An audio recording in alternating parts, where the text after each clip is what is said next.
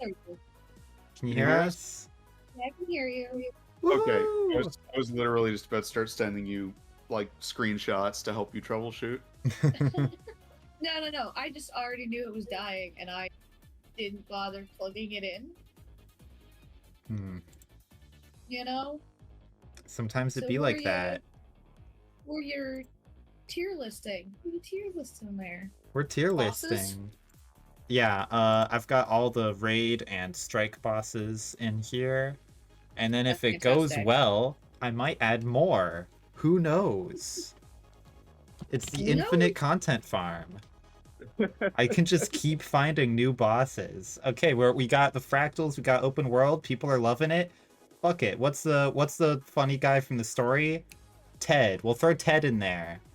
Where are we rank Big Nose Ted? Where are we ranking Big Nose Ted? Oh, Big Nose Ted is easily S tier. Easily S tier boss. So I think he has a mechanic, which is like kill him. Most enemies tend to have that mechanic. Except for a few. I finally did one of the new Soto strikes, and oh my god, it was so simple. Like, BB was so much more like mechanic-y, and this one was just beat on her, CC her. Pretty much. Talking about Dagda? Yeah, Dagda. My and beautiful orc wife. I was like, what? Why is that so easy? Hello. Hello. We have another gamer. Yo. Yeah, so Dagda's interesting because, like, she has a couple of mechanics that are completely unique to her fight so far, but some of them are just useless. Yeah, like, she has unique stuff, but they didn't make it punishing enough.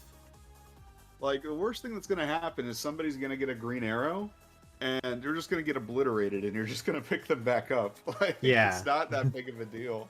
Yeah. Also, like, the thing where it would have been interesting if she didn't push you on the border of the room when she summoned all the ads, because then you'd actually have to have some kind of movement and positioning there.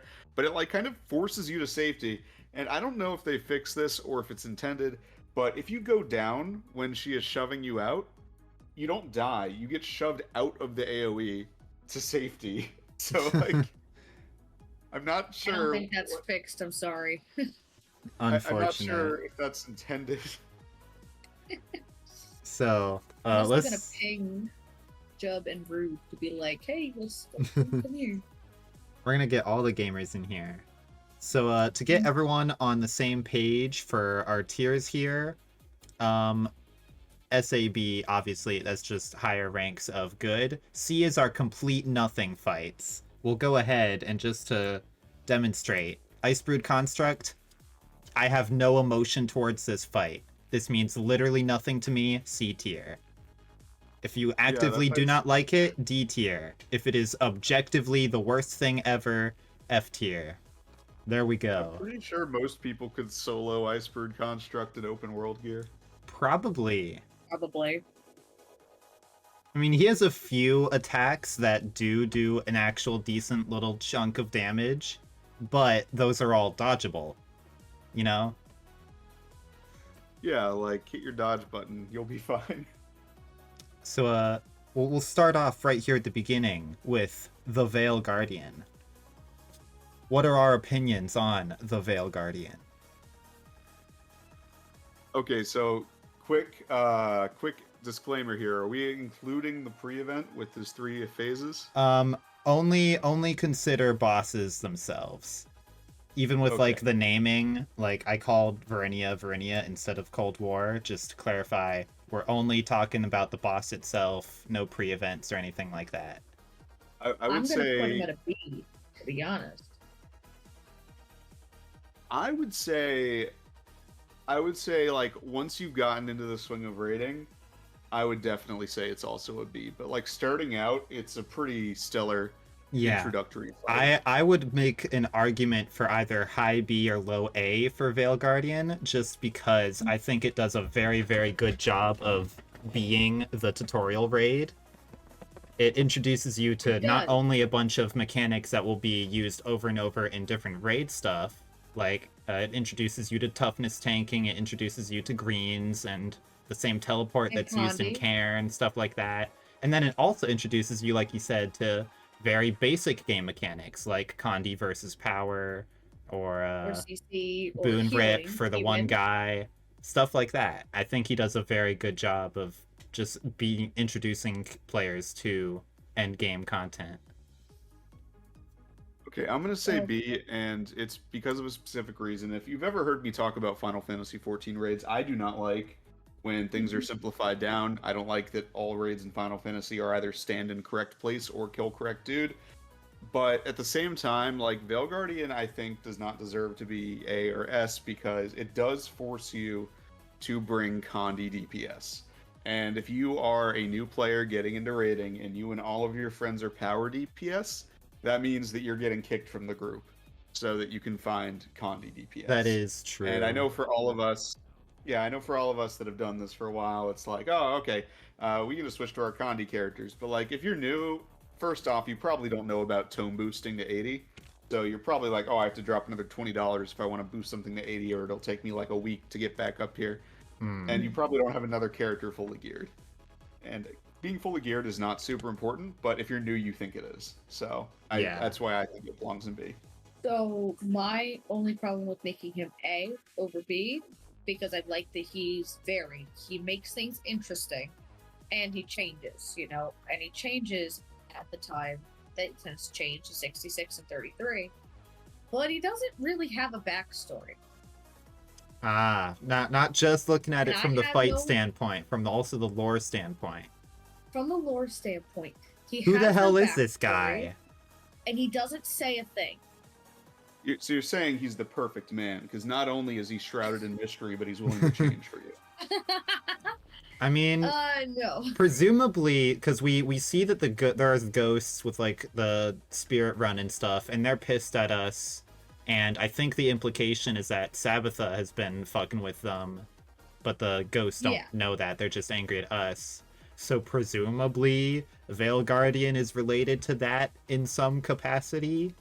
Presumably, yes. But he still doesn't say anything, and he just kind of attacks, and that's kind of it. I mean, he is the Guardian. Surely is the that's gotta Guardian. mean something. What the heck is he guarding? The spirits? I guess he's doing a pretty bad job because both us and Sabbatha got in there. So because I don't know what he's supposed to be doing, he's a Veil Guardian, but that's all That's we it. know. I guess the That's it. pronouns are they, them, because it's literally 3 people. But like, I'm checking That's the true. wiki right now, and there is literally No, lore on nothing. them. Okay, so actually, I'll tell you what. They do have one piece of lore, and it's more mechanical than anything. Though it's race in lore as an elemental, mechanically, it is a plant. This was an intentional choice by the developers for most raid bosses, so no single potion would provide a race bonus against them. Interesting. So Veil Guardian is a plant. That is the lore. Well, moving from one they/them to the next, here we have another entity that is made up of a bunch of spirits put together, I think. S. F Tongue tier. Daddy is S tier. You're gonna give Vorcival an S? Yes. Tongue Daddy is S tier. Are My you gonna husband like? is very confused. No, there is no explanation for that. You just No gotta put it explanation. there. No explanation needed. Okay, so from a training standpoint, I would say S because it's super easy to train. But I would also say B, but like lower than Veil Guardian if I had to judge the fight independently on its mechanics.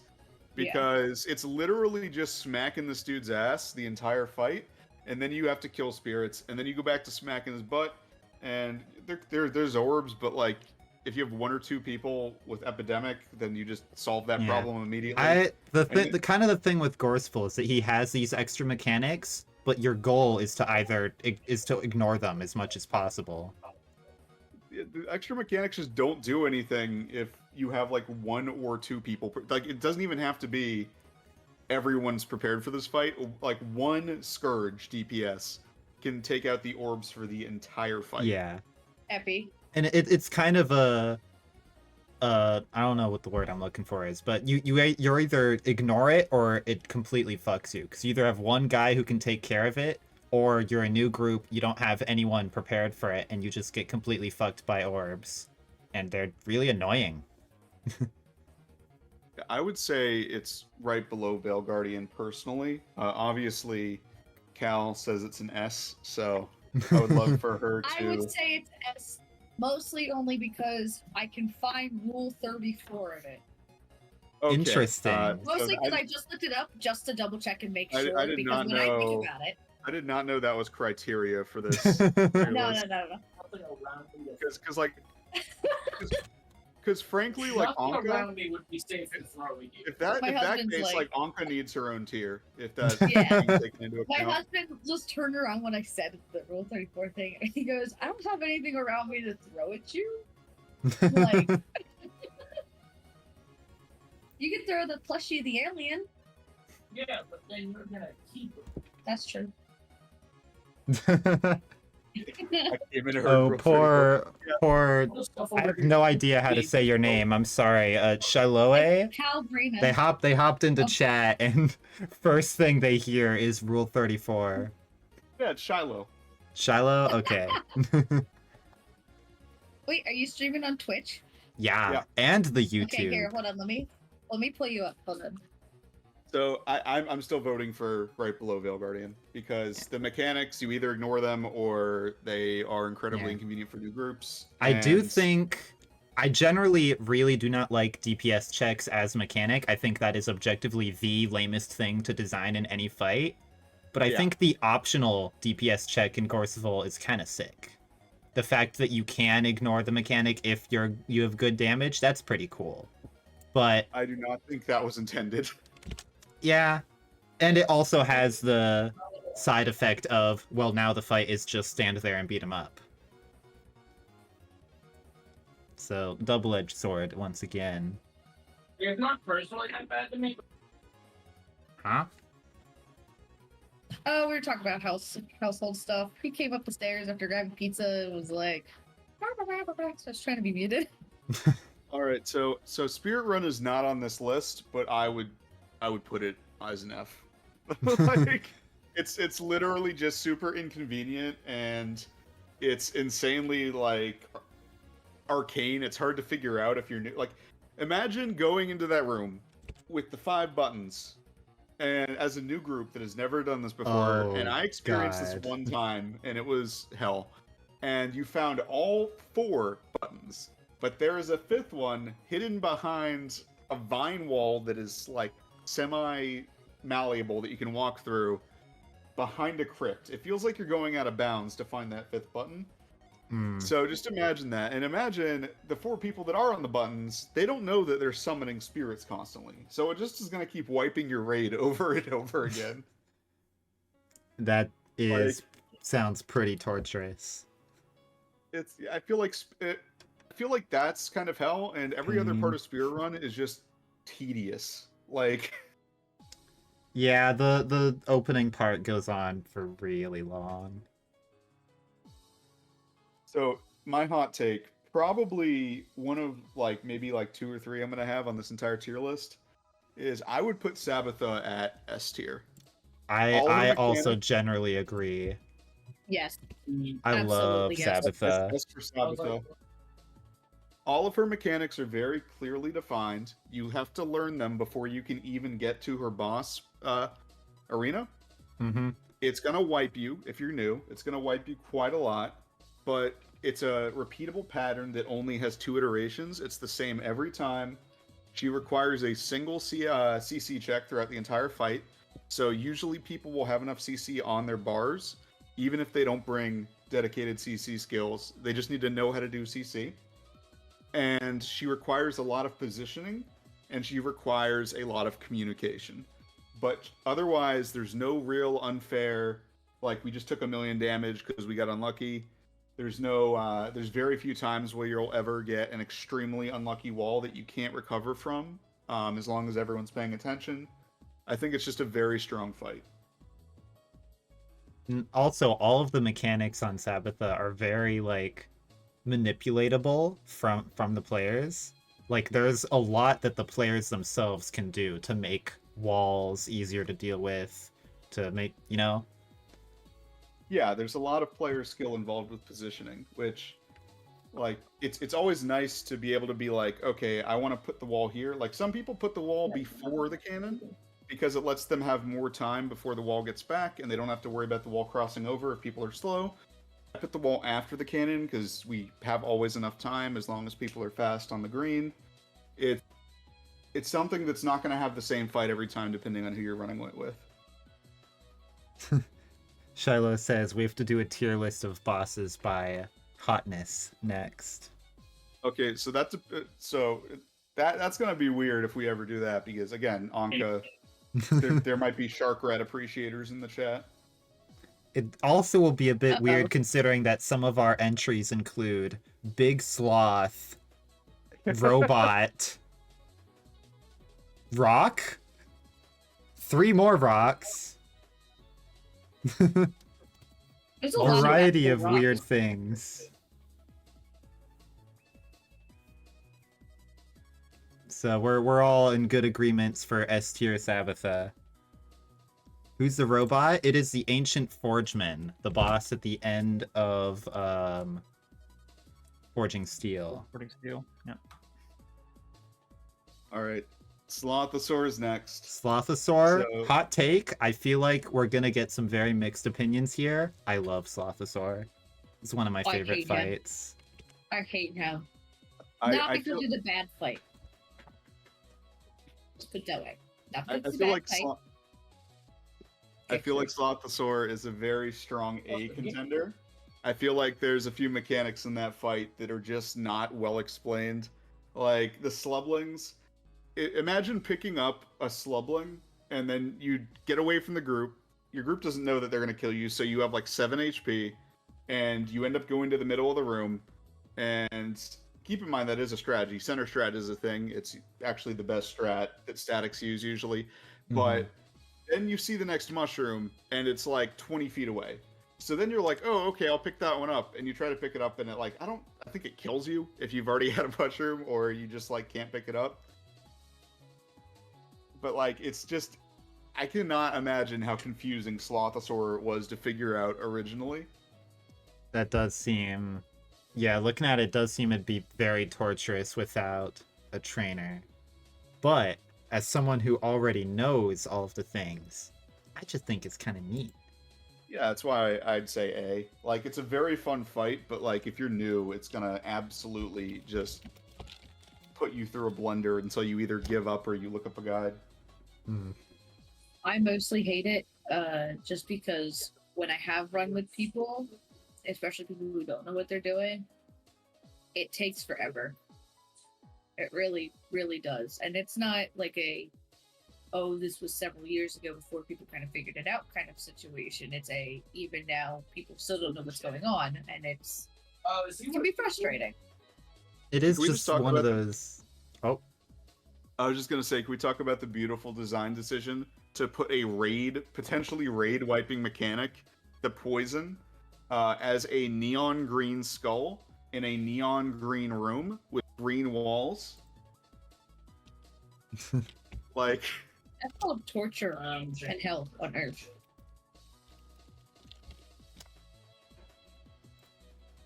I mean, at least it gives you a warning in red when you get it. Does. Did I type the wrong link? Let me check this. Oops. someone who knows color theory, Dev's definitely gonna kill you with that poison. Yeah, absolutely. And like, so Shiloh, I've done Slothosaur probably 100 times, and to this day, I still just have random poisons popping up. And it's not because it's a bug, it's because there was a green skull, and I was not fixated on that person, so I did not see the green skull above their head because it blends in with everything else. It is an acquired taste of a fight. Speaking of, I don't know what I was trying to do with the segue there. Golden Slubling. So I included all of the raid CMs as separate entries, and I also included in that the pseudo CMs, in this case, the Golden Slubling. What do we think about the Golden Slubling? I would say put it right in front, like higher than the original Slothosaur. And my reasoning for that is it is literally just Slothosaur, but like with like a 1990s sitcom style laugh track going on the entire time as two people try to struggle to get this slubling back and forth. I just hear like wacky cartoon sound effects as people fall down, like the slipping, the bonking, just like people are trying to get this slubbling to like live the entire fight. But if you get like knocked down with it, it goes away. If you throw it and you miss it, it goes away. When we were doing it, there was multiple times where we would throw it and like somebody would just run in front of me and grab it and then chuck it straight at Slothosaur's face because they were doing a DPS rotation. It's it's just Slothosaur but with like comic relief added in. So we probably should establish, do we want to rank these CMs as a full fight? Like, do we want to rank it as Slothosaur plus the thing, or do we want to rank only the changes and the degree to which we think they improve or make the fight worse? I would say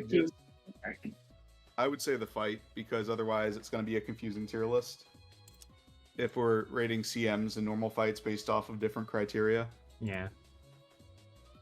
Yoink. Next up, we've got the Bandit Trio. Moving on. It's a gigantic waste of time, is what it is. I would put really it in. Yeah, right there. I was about to say. And honestly, I'm going to talk about Bandit Trio and Bandit Trio CM together. I think Bandit Trio is a waste of time. I think you literally just need to tell. It's literally just running in a circle around a room with two people occasionally showing off that they have one crowd control ability on their bar. And Bandit Trio CM is literally the same fight. And if but your DPS slightly slower. Slightly slower. I was about to say, if your DPS are doing like 15k plus, you literally probably cannot tell the difference. The probably the exact same biggest fight. change for the CM is that you can't use wargs to deal with ads while you're fighting Zane. Because that's something I generally like to do for Trio, is right before Zane spawns, I'll open 2 or 3 of the wargs so that they keep the center clear. But you can't do that with the CM active.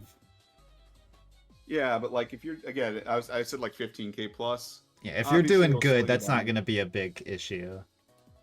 It's just... And even if you have so much HP on that cage, though, like you have to actually mess up one of the big mechanics for that cage to die, or like have Zane just like execute everybody by standing Yeah. next to it.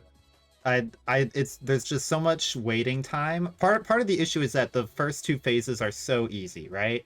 Other than the cage getting hit, you will never ever wipe to Berg. You will never wipe to Zane. You have to wait for like 2 minutes between each of them.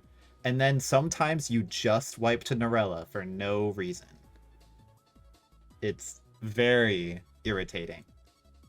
And sometimes there is like an actual design bug with Zane where he can try to teleport to the person who's jumping away to do mortars. And if it happens, you might wipe and there's nothing you can do about it. Get lucky next time. Also, like, it's just a weird. I feel like this is like the laziest fight they've ever made. It's like sometimes Pocket Raptors will just randomly aggro on bandit ads as they're coming in, and you'll just have like a bunch of ads delayed because like half of them died killing Pocket Raptors. Shout out to the rappers. Yes, Raj, it is the Oh, that was Shiloh asking. Yeah, it is the just don't use the extra things for the CM. So I'm gonna put it just behind the normal one because it's just the same thing but a little more annoying. Yeah. Oh. So next up, Matty Boy. So Matthias, a couple of these, but Matthias is very jarring. There's 2 ways to do this fight successfully. One is center strat, and the other is square dance strat. What should we be basing our opinion on? Because square dance is really Just only used if the group is new. Whole fight in general. So any strategy you might want to use. all encompassing. I would say Matthias is probably a B for me. Probably Ooh. right. I'd say right below Gorseval, because he only has 2 attacks, and one of them is useless, and the other one just gimps people for no reason. Like, he just straight up kills people because it does like 100% of your HP. And other than that, you need to have somebody with a reflect, which is not immediately apparent. So you need to be changing people's bars, which is, I actually like. I think that's a plus. I think adding things like that to raids is a plus because it's something to figure out. Same thing as what I pointed out with Veil Guardian. I do like when the game forces you to actually use player side mechanics, but it could be shown better that that's what you need to do. Yeah, the only couple of gripes I have with Matthias are the small skulls that you need to put in the fountain and the big skulls. If you aren't looking at your hotbar and you don't know that they only happen during fire phase, I don't know why they would pick 2 separate skull icons for different, like, wildly different mechanics. It's like, if you try to bring a small skull to the wall, you're just gonna die, and if you try to bring a big skull to the fountain, you're gonna just sabotage whoever needs to use it. Yeah. I always tell people when I'm doing training, don't look at the skull at all, just check if you have a special action key or not. My hot take, I really like Matthias. For a lot of the same reasons I like Slothosaur, because they are really similar fights, especially if you do Square Dance. Stream died? Okay, Uh-oh. I think it's back now. It was dead for a second. I sure hope that doesn't happen again. I don't know why it would go down. It's not as if I'm doing anything particularly intensive. I have a web page and Discord open. Cal, what's your opinion? Hold on, I changed my push to talk button and then I typed in chat, but just a bunch of Q's. For Matthias, How do you feel about Matty I don't know. Boy? I haven't done the CM personally. It's literally Here's just the you can't CM. use food. It's literally you can't use food. That's it. It is Matthias without food. That is it. That's kind of boring, first off. Yeah. But I do like the main fight. I probably would put it at neutral for the regular one and dislike for the CM. Oh. Because that, to me, it's not adding anything significant. It's not adding a new mechanic. It's not adding anything to What do. about the With reflect? at least with. What about the reflex? I'm sorry, I was munching on some pretzels over here. I was having a fun time. I'd say it adds quite a few new mechanics. What, the I CM? didn't realize it was. What does it do? First off, I'm sorry. I was very, very much into my pretzels. So Matthias, as far as I am aware, it is the only boss up until this point. Let me think. Yeah, it's the only boss up until this point that changes forms, which obviously it's just aesthetic and animation based, but I still think it's pretty cool. He has the reflect mechanic, and he does Nene on people. He does The have a Nene is Nene. I do like the awesome. fact that there is the need for a reflect. That seems kind of interesting. He Okay. has The first thing, then, is one. Sadly, I don't know. I am unfortunately not looking at Rule 34. That's the first thing. Second thing is needing a reflect. Then makes it mean you have to bring a certain class, which also I'm not particularly the biggest fan of. Though with Soto, I'm wondering if that will change. doesn't Wizard's Does that make Tower sense? Relic give you a reflective barrier for like 2 seconds? Does it? I have no idea. For the server? You're talking Arena of the Wizard Tower? Yeah. Yeah, it gives you a barrier. Yeah, projectile reflect. Yes. Okay. So I guess everyone can just take Wizard Tower. There you go. Just alternate. Just That's take how you Wizard do Tower. it. That's it. That's the end of There's it. a That's the relic of the new- wizard tower gives you reflect. Did you say? Yeah. It gives it to you for like 2 seconds. It's like Honestly, really, really bad. okay, new meme run. We gotta go in. No real reflects. Only use Wizard's Tower. Yeah, just Only all stack wizard on tower each on other. every single character. Is it like a Um, dome around you for 2 It's seconds? a 3-second PVE shield that reflects projectiles. According to the wiki at the moment, Is it anyway. when you use your elite skill, or when is it? It's when you use use your your elite elite, yeah. Very interesting. That would that What now, else does wouldn't it- that like that wouldn't it? that be a great idea for a CM? You can't use reflect skills, only this 2-second. Everybody gets It a puts- 2-second activation. It'd be It puts more a dome interesting shield than the over you that actual reflects CM. barriers, and when it expires, it drags all enemies to you. Hmm. And I think the radius on it is, I don't know how long, 240 apparently.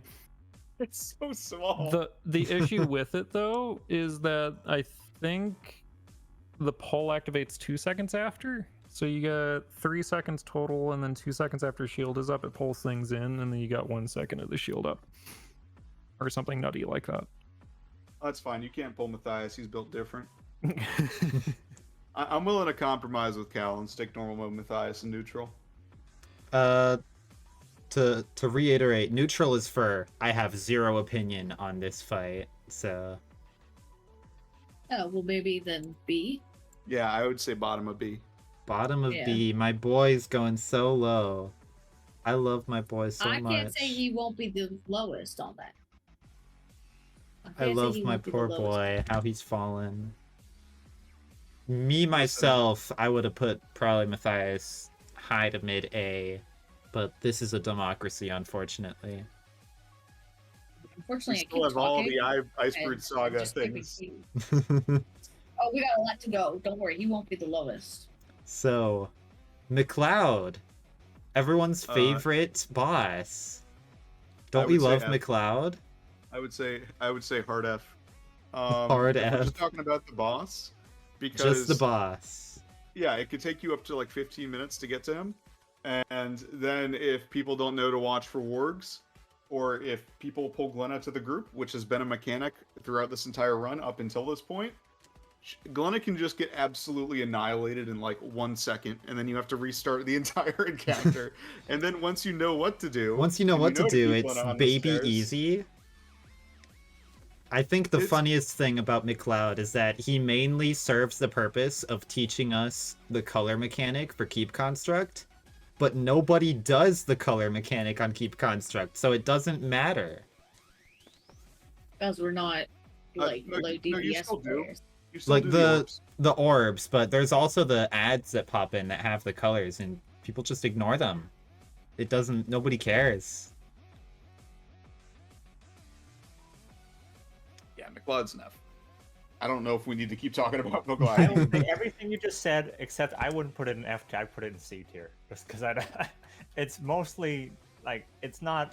I don't hate it, but I don't like it either. If there was no warg, I would say C tier. And if Glenna, for some reason, was exempt from her death mechanic, I would say C tier.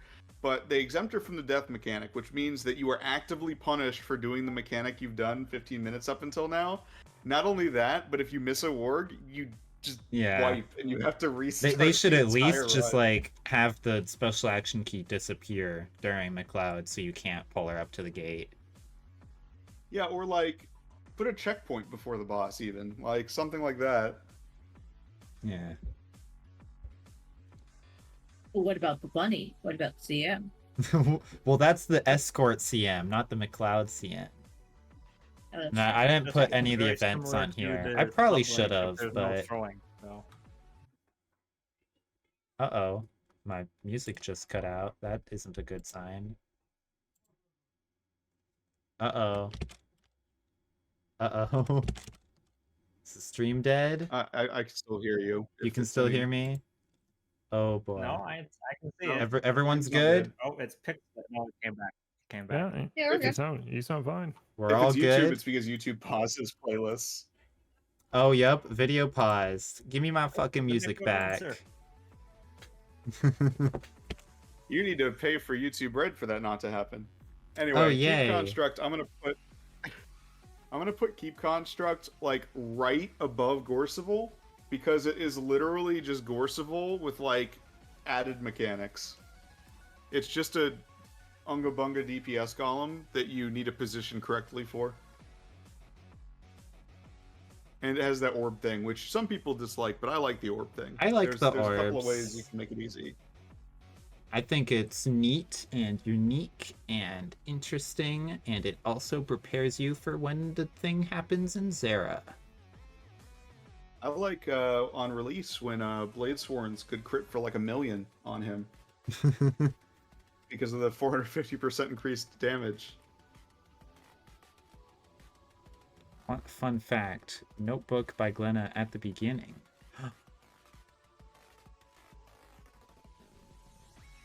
Other opinions on It's a keep recipe. construct. Bunny. Recipe for the bunny. Oh dear. Yeah, you kind of just she has a recipe for how she was gonna cook her bunny. So if you do the CM, you get to save the bunny. Well, I would you say are the also CM. multiplying the bunny at the end, so now she has more bunnies.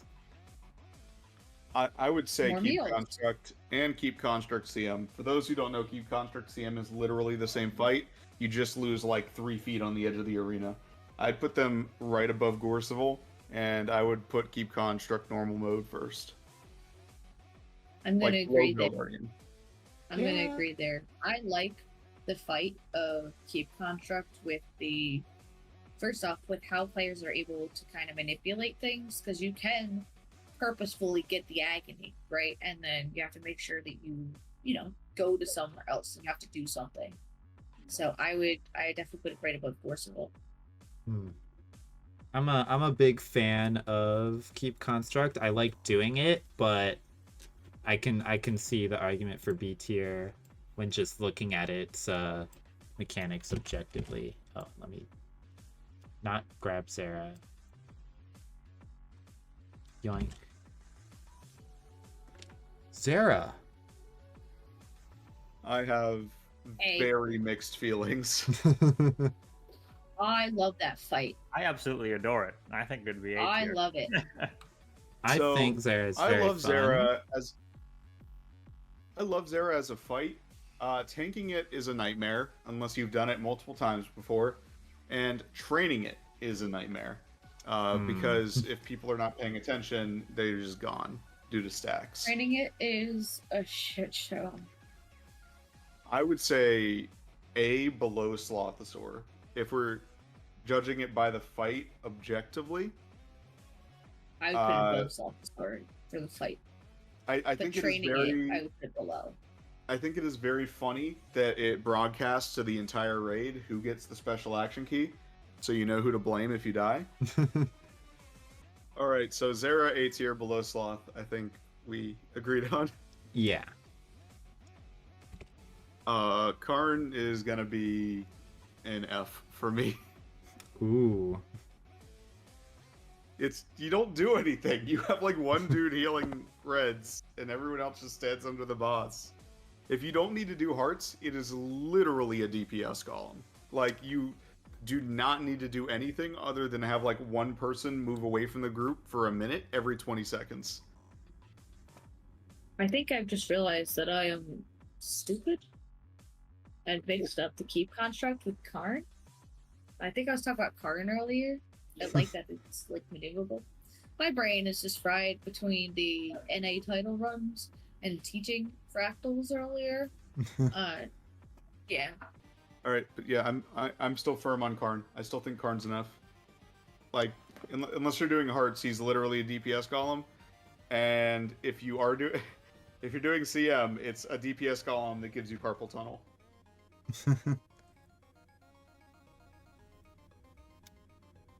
I don't have much argument there. Yeah. I don't quite mind it. I'd probably go at least D, but What do you think, Cal? See, Streaming on Discord, I can't see anything. I forgot to put Yeah. that back up. Sorry. It's okay. I'm definitely of a different opinion, so he might end up being in the neutral zone. But I kind of like that you can manipulate some of the stuff with the agonies and everything like that. So that's a personal thing, I think. Because, like, if I want to make sure that I get the agony, I'm going to stand in the back. So that way nobody else ends up with the agony. Yeah, I don't particularly mind Karen, but he does kind of just end up being a golem.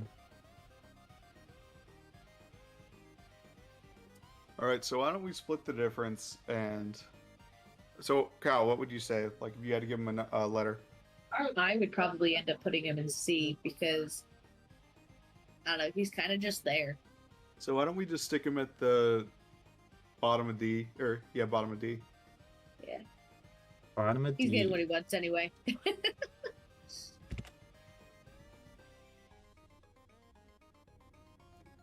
Alright then. How do we feel about the CM? Spoiler would alert, not a fan. I would put it below Karn on D. Because it's just the same fight over again. But more with carpal annoying. tunnel. The group I normally do it with has a lot of trouble with Karen CM for some reason, and I don't know why. Because it's just so unnatural Really? to do the mechanic it wants you to do. I have no It's like, problem yeah, with you it. do this thing honestly, every I- couple seconds that you don't need to do. And just I don't think forget if you it. Just bind your special action to an easily accessible key that you can just double tap, then Well- it becomes really easy. Yeah, obviously I have it on a good key, but it's like, you know, it's just inherently unnatural to use a skill when you don't need to, just because the game will punish you otherwise. Yeah, I get what you're saying. It'd be like, what if there was a fight that's like, okay, use your 5 skill every 10 seconds or you die. That's so weird. That's dumb, huh? Yeah, I don't like Karn CM at all. I mean, if like obviously if I was farming gold, I would always do CM because it's so easy. But it's also like the most prone out of all these fights on this list to give me carpal tunnel. Hmm. Speaking of things that Gix does not like. Yeah, Next nothing up, for Murtaugh we for have me. Mersat Overseer. I despise everything Mersat stands for. He's a stinking golem, even more so than Karn is, and that I would have to put him in F. He's a tanking golem, but it wipes the raid if your raid doesn't kill one ad. I really like Emo because he I like himself it more than is a Karen, for golem, sure. but the point is all the other stuff going on. I really like the mechanics of moving around, clearing the board with the spikes and the fire and that. I think that's very fun. The spikes are fun because if you mess up and you're in it and then you're instant it, I Okay, so love I'm- being able to Hammer come back 3. from it. I'm clearly biased about this fight. I despise this boss with a fiery passion. So I'm just gonna sit out of the ranking this time because obviously I'm just gonna give it like the lowest F possible every single time. I will say, enjoy it. okay, I actually will do say, enjoy it. Karn CM I would put at the lowest B because if you are an experienced raider, it at least adds challenge to the fight, and that extra mechanic actually makes it into a fight. If you are with an experienced group, Mersat normal is literally just a loading screen to get to Samurag. I get that the Karen CM does give it more challenge, but I don't like the more challenge. It's just kind of We're talking about annoying. Mersat. I messed you Mersa, up. okay.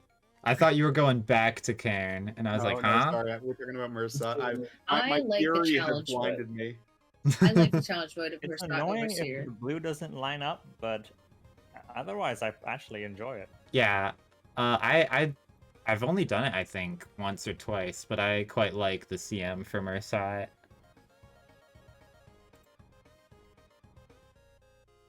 Shiloh Yeah, I'm says with, A Shiloh or in B. chat. I'd say I would put it at B for CM and D for normal. Wow, you put it at D for normal? Yeah, I'm with. Yeah. Yeah, I agree. I think that's Maybe objectively over a good one. Matthias. I would also I'd probably rather put it at Matthias D or CM. even A. I really like it though. So we all agreed A or B, so I'll just throw it at top of B for CM. What is our collective decision on normal mode? Either D or he's neutral because he's just kind of there. And he's really easy to deal with outside of Dispel with the Necromancer and Epi, just like with Gorsival. Well, I'll I throw would him- say oh, God damn I it. like him. I would say if I did not hate him, like with a fiery passion, I would put him right above Karn. Right above Karn. I definitely like it more than Karn. Okay, I like him a good bit. We'll throw him in neutral. that's fair. Well, we got Samurag up next. Sammy. I love him so much. This is love that another fight. case where Sammy is a very, very simple fight, but I think it works. It's just fun. I like to jump over the shockwave. I like to dodge under the sweep. I like to big C. It requires players to do different things. They have to actually do knockbacks. They have to fear. They have to mob Brigham. He's always been my favorite boss to fight. So I know. I I'm know. biased. I know multiple people that want Samurag to rearrange their guts. So there's something there too. Now that's another one that there's definitely Rule 34 out there. So there's that. Uh-oh. Me Given- too? No, you said me too. Don't go, oh. You said me too. You're not taking that back. I would put Samurag right below Zera, like to the Right side below of Zera. Zera. On I A2. know would what definitely that- put him A. I'm almost thinking low S. It is a very simple fight, but I just think he's very good fun. He's fantastic. No, And if you get hit by him throwing things around, then you end up flying backwards and you die instantly. And He it's is a so good boy. awesome. But Zera's also a good girl, even though she makes me want to tear my hair out when I train her. Samurag CM, on the other hand, is going to wildly vary. I depending have- on I your haven't done it. experience. I have What do only you done it think? once, and we did not clear it, and I could not tell you a single thing about it. Which one? Samurag? Samurag Yeah. CM. I've only done it once as well. Well, I've done it twice, and both times, interestingly enough, I was part of an XL training group that did all the CMs of that wing, and Samurag was the only one that we were able to actually beat. I had the lost exact Terran CM, opposite. We lost Emerson Overseers, but we beat Samurag somehow. I thought that was really funny. So Samurag is wild because there's a couple of ways to do it. You could either like look up a guide and look up all the spear placings and plan accordingly and watch like a Snow Crows video, or you can just like run in a circle and do that for the entire fight. And That's what we both did. are- We did the run in a circle. We ran to the far edge and started on the far edge. So Samurag, you cannot kill the spears in the CM, and there's like 10 times as many. So that's where the challenge comes from. And usually you just have a bunch of people just like spewing out stability. So I would say I would put Samurag right below normal mode Samurag, just because it is difficult enough that it can make people miserable, and you have to bring very specific builds for it too, unless your group is really good. But it is also an incredibly fun fight if you have the group for it. If you do not have the group for it, it will be the most miserable experience you ever do. Like, Are we you talking always- about Deimos now? oh no, Samurag, Deimos. Because you could say the exact same thing about Deimos, to be honest. So You need the very particular group. So for anyone who knows me and knows how much I like running Wing 4, and also has looked at where I've put all of the other Wing 4 bosses on this, you will probably guess that I think Deimos is S tier. I think he Hmm. is right below Sabitha. And let me finish. I know that this is a really weird thing for me to say, but he has multiple What, let you ways finish? can count. He has multiple ways you can fight him. You can do it normally. You can do range strat. You can actually do this strategy where you run him in a big square in the middle of the room, which is usually the CM strat. So you can kind of approach it however you want as a group. Not only that, but his mechanics are very, very clear. And the only one that isn't clear is really oil. And oil, you will figure out pretty fast. You hit it once and then you know forever. Okay. And yeah, I would. So people are saying it in chat. I'm just going to give my opinion on the CM now as well. I think CM is better than Sabitha, because CM it doesn't actually require that much of a party setup. You just need a couple of people that can give Aegis, which can be Catalysts, it can be Guardians. I believe Mech has a way to give AoE Aegis, or you need people to Aegis. bring blocks. Other than that, it is just normal Deimos, but with all of the handicaps removed. So once you get good at normal mode Deimos, you have to do big boy Deimos, which not only requires you to do all of the mechanics, but you don't get like the bonus damage from Saul. You don't get the heals from the hands. You have to actually protect Saul, which is super thematic, and I think it's super cool. It's also probably one of the most rewarding things to first clear, other than like Harvest Temple CM, because of how thematic the fight becomes and because how intense the mechanics are.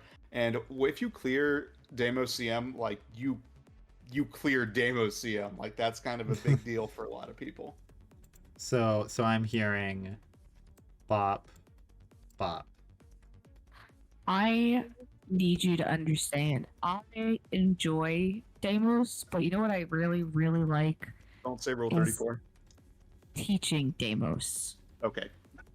I love teaching Deimos because when I'm teaching Deimos, of the few times I have, I should say,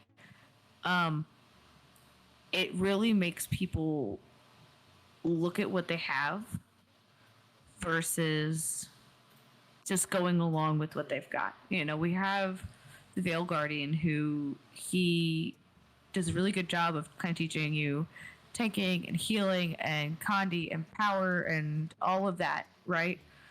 And then Deimos is like, hey, let's up the ante. Let's make sure that you have a weapon that you can actually do stuff with. And so I really enjoy that. Yeah. I really, really enjoy that. Because a lot of groups will be like, let's check this, let's check that. And then some people will be like, I don't have that. And I'll be like, well, guess what? Unless you got another weapon you want to do ranged, you want to go do an oil kite? And they'll be like, okay. I don't know what I'm doing, but sure. And kind of pushing people out of their comfort zone just enough for them to try something new is, I think, a huge step, especially in rating, because they've already taken a step to even be like, oh, I'll learn. And then to have a role on top of that is a whole other thing, I think, for some people, versus in, say, Gorseval, where when I run with Rube, he just runs Druid, so he can go and bind the spirit guys so we can DPS them down. You know, it's not like mortars, it's not like tanking, it's not like hand kiting, it's not like oil kiting. And with those kinds of roles, some people aren't entirely prepared, but they do it anyway, and that's way more fun to me. You could say And the it same was really about long Lost to Door start. and eating mushrooms as well. So, like in the case where someone goes down, then anyone who's on the ball can just can basically take over if they know what they're doing. Yeah, absolutely. Absolutely. I think it's a little bit more detrimental with Deimos, though, because it's such a big fight and there's so many mechanics, versus with Sloth, where you eat a mushroom, Yeah, and he it's goes it's to more kind of a mushrooms. different reaction. I mean, that's it. In It's very much a Deimos, different if your oil kite dies, it's holy shit, we are going to die right now. Somebody get it. Whereas with Slothosaur, if your mushroom guy dies, it's more of the creeping, building horror. It's oh no, what are we gonna do when we get to that mushroom? I like that. I like that analogy. I think Yeah, it's a like- perfect analogy. Like one of your slubs goes down in Sloth, you're just like, okay, Spooge Master 69, you're now square mushroom. Problem solved. Oh wait, sorry, you can't include numbers and usernames, so just Spooge Master. Just Spooge Master. Spooch, spooch. Speaking of Spooge, next Oh, up no. we have Soulless Horror. Who boy? Okay, so I hate Soulless Horror. I think he's so stupid. I'm sorry. I will say I will put Soulless Horror, in my opinion, at probably C, and it's not because I think it's nothing, but it's because like there's extreme opinions on both sides. I love the fight. I love how much damage it puts on the tank, and I love how like positioning is incredibly important. I don't like that if one person messes up any mechanic, it can potentially wipe the raid. Like if the tanks mess up anything, it's over. If somebody hits a Soulless Horror, it's Tormented Dead, it's over. If they didn't bring enough CC, it's over. If Soulless Horror is too close to the edge and one of your tank heralds hits their staff charge and goes flying off the edge, it's over.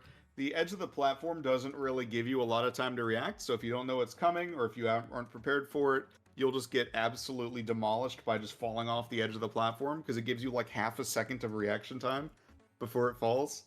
I'm not a fan of normal Soulless Horror, but going into CM Soulless Horror, that's okay. So sorry. On the other side, if your party knows what they're doing and like you actually get the Tormented Dead out of the arena, Soulless fine. Horror is actually easy. Like it's Yeah. not hard. It's one of those cases where there's a lot of instant fail conditions that kind of suck, but if you have a good group, Soulless Horror is just such a clean, fun fight. But if you're learning, it can be If you're learning, not great. I can be do not have like great a very weird quickly. experience with the not great training because I think it was with Gix. We had one time where I was one of the tanks, someone was one of the other tanks, and we were on that fight for a good hour or two just because people kept killing TDs. But I was actually having a lot of fun because I was just learning the positioning and the tanking and getting better at it. Okay, the more I talked about it, I would say let's put it probably below Matthias. That would be my vote. CM, I would put CM in. I want to say the top of dislike because it's just the same fight, but like with a smaller platform and tanks take a lot more damage. Also, the worms respawn, which is probably what ranks it over to dislike because there's already so much visual clutter going on. The one part of that fight that you can remove is the worms, and they respawn in CM, which means that you are just looking at an absolute mess of nonsense for the entire fight. Oh, I don't like that. I don't like that at all. That they come back, especially with Guild Wars having being such a like you have to separate out what's. He is very loud. Especially with Guild Wars, where you have to kind of separate out what's not necessary and what is necessary to pay attention to. Like with teaching fractals, it's like, hey, don't worry about this. It's not going to do anything. It's just there to distract you from what's actually going on and what's actually going to hurt you. So I would hate to do Soulless Horror CM and have more worms show up. Yeah, I think it's just too much visual clutter. But I would put Soulless Horror, the normal mode, at the bottom of B, just because you can eliminate that visual clutter. And like once you figure it out, it's a very clean and it's a very rewarding fight to beat. I think I'd personally throw it above Gorseval, just because, I don't know, I think it's fun. I like. Okay, let's do that then. Yoink. Now then, we've got the statues. I divided all three of them as their own fights because they are different. I like. So I'm gonna say Broken King F. It is literally just standing in things and then not standing in things and then standing in things. Tanking this fight is literally just watching other people do mechanics and then getting your 3 little shard things. It's a very boring one-note fight, and it actively limits you from doing DPS, which I am not a DPS player, but that sounds unfun even to me. Like, you don't get to do damage, you just have to wait for these things to fall down at 1 every 15 seconds. It's a very interesting fight mechanic as far as like a concept. At least doing it for the first time is like, wow, that's pretty cool. And then you have to do it next time you want to get to Doom, and it's like, this guy. Yay. And you know what sucks? Is if you have a party with a lot of high Condi damage people, sometimes you stop him and you still get like 2 to 4 more shards falling after you've stopped damaging him, which people have to pick up. And if they're already full up on shards, that's really bad. Eater of Souls, Sorry. I hate Eater of Souls. I've not been able to do it with a group that's been able to do it very well. So I've not had a good personal experience with Eater of Souls. I haven't enjoyed it. I quite like the Eater of Souls because out of the 3 of the statues, Broken King and the Darkness are kind of like weird mini games. Like if you took Broken King or the Darkness and made them an open world event, they would make sense there, right? They're just kind of this weird activity more so than a boss. Whereas Eater of Souls feels the most like an actual raid boss, just scaled down. You're probably right. I do like Statue of Darkness. I like to throw the orbs. I enjoy them.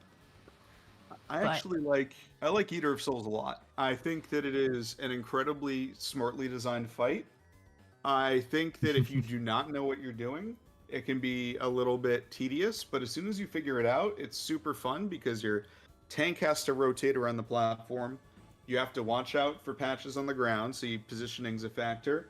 There is a mechanic with orbs that requires team participation. Everyone picks up one, chucks it into the thing that you're on, and then you can actually kill the boss. I like that once you do kill the boss, he actually just spits out a bunch of orbs, and you still have to fight him. And then people have to go up and pick up the orbs so we can't vacuum them back up. And there's a lot of different things to this fight that can potentially mess up a group doing it their first time, but as soon as they figure it out, it's super easy to figure out what went wrong. It's super easy to figure out like what to do. And it just requires a lot of rotation, positional knowledge. It's a very unique fight, and it is not hard, which is most important to me, is that like your healers have to really be slipping to die to like 95% of this fight. Oh yeah, people going crazy for our music. Hell yeah. We got the Toho coming in. You know things are getting good. Yeah, I like Eater of Souls quite a lot. Healers is pretty accurate because I can't promise that we've had great healers in the past. So I'm not gonna be mean here. I'm just gonna be very blunt. Usually in Guild Wars 2, if you have a DPS that prepared to raid, they will overperform drastically higher than they thought they would if they prepared. That's very, very important emphasis here. If they did not prepare, they're going to do terrible, like anyone who doesn't prepare. If you are a healer that is not prepared and did not get their gear set up, but like you heal open world and you think you do okay, you are going to absolutely be an anchor to your entire subgroup because you're probably going to have really bad boon up time. You're probably going to have really mediocre heals. You probably don't have the sigils and the food stacked. You probably don't have like bountiful potions or the other potion that gives concentration. And it's just going to be a very bad time. It's the same reason why I don't teach the stack strat on Veil Guardian, is because it's very easy if you have 2 very good healers or 2 very geared scourges. And if that's not the case, Veil Guardian, you literally cannot do that strategy. And it's kind of the same here for pretty much all of Wings 5 through 7, is that if your healers are newer to the game, and they did not prepare, and they didn't go into the Special Forces training area and test out with like at least a medium damage field to make sure that they can heal that consistently, they're just gonna not heal. And it's gonna be real bad. I cannot tell you how many times I raided and the other healer was somebody new to the role, which is totally fine, and I love that people are trying out healing.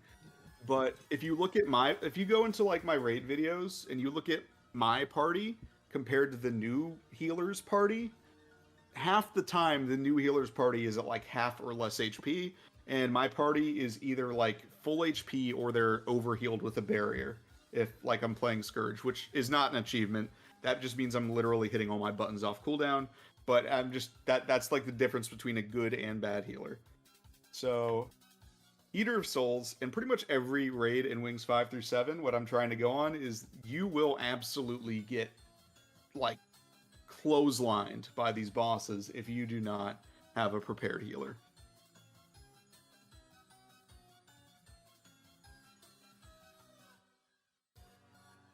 So how do we feel about the Eater of Soul?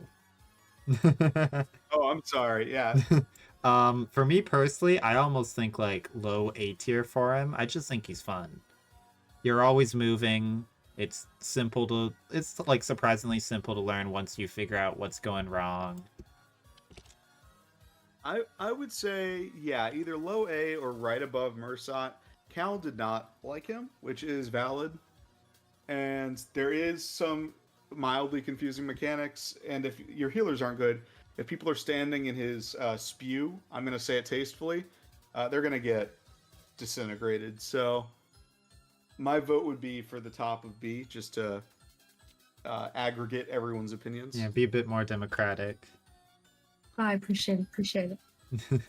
I try not to be in the spray if I can, because I mean, to be fair with the try not to spray, die. like if you're in the 5th raid wing and you haven't learned Don't Stand in Bad yet, you kind of got an issue. There's kind of something bigger going on here.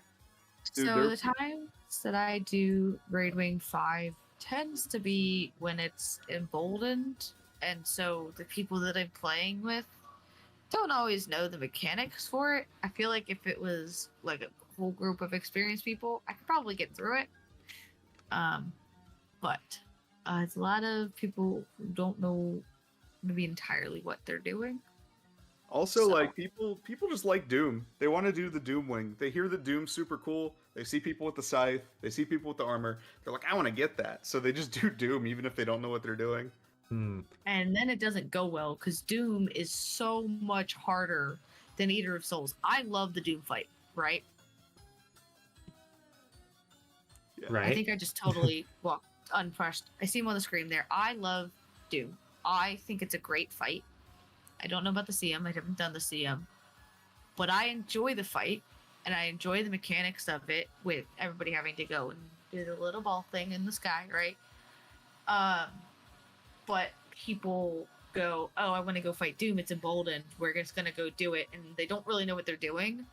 And so the people who maybe have a little bit of experience with it are then like, we can't get very far into Wing 5. So then by the time you get to Doom, you're mentally and physically exhausted from doing everything. Oh, yeah, I'm just gonna say straight up, if you can beat Soulless Horror, you can beat Doom. Like it's an easier fight than Doom. Oh, sorry, it's an easier fight than Soulless Horror. It probably is. Unfortunately, some people don't understand that. Yeah, Because but- again, it's a lot of like visual clutter and everything going on. And if you're in that training group, the 3 hours of attempts on Soulless Horror are gonna make Doom feel that much harder. Yeah. Speaking of doing things for 3 hours, Statue Yeah. of Darkness. yep. I tried to I name will- all of these after the actual enemy itself, but there's 2 here. They're just an eye. I was like, I can't do it. I don't know. is the CM just doing everything in 5 minutes? Yeah. I would say the I is probably. I'd say it's probably either a neutral or very low B for me. I haven't It's done it too many times, but I don't mind it. I think similar to Broken King, it's a neat little weird mini game, but I think it doesn't get old like Broken King does. Yeah, I like the division of duties, and I like that you can stick a marker on the guy, and then you can just follow him around the room.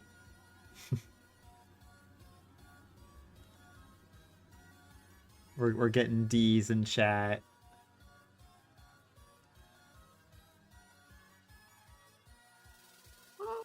I think the division of duties is fun, and I think that We've obviously, as gotten soon as you another figure it D. out- Well, that's because it's just Shiloh putting D over and over again. But can we go for 4? Cal, what do you think? I think I haven't done Doom CM. We're That's talking no, about eyeball. the Eyeball. eyes. Oh, the eyes. Sorry. I was trying to look at stuff in the Wizard Tower. I saw my guild talk about stuff. I was like, let me check that out. The Statue of Darkness is the one that you throw the eyeball at, or the light down. Yes. You just light the eyeball. I like that one. That's because I throw the don't light like that down. one. That's because I throw the light. I haven't actually fought the guy before. I just Okay, threw the light. That explains a lot.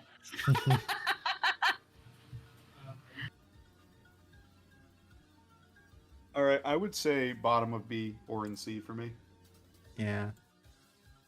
Yeah, bottom of B feels right for me as well. How do we feel about the CM, which I would put that is right just doing them below- all in 5 minutes?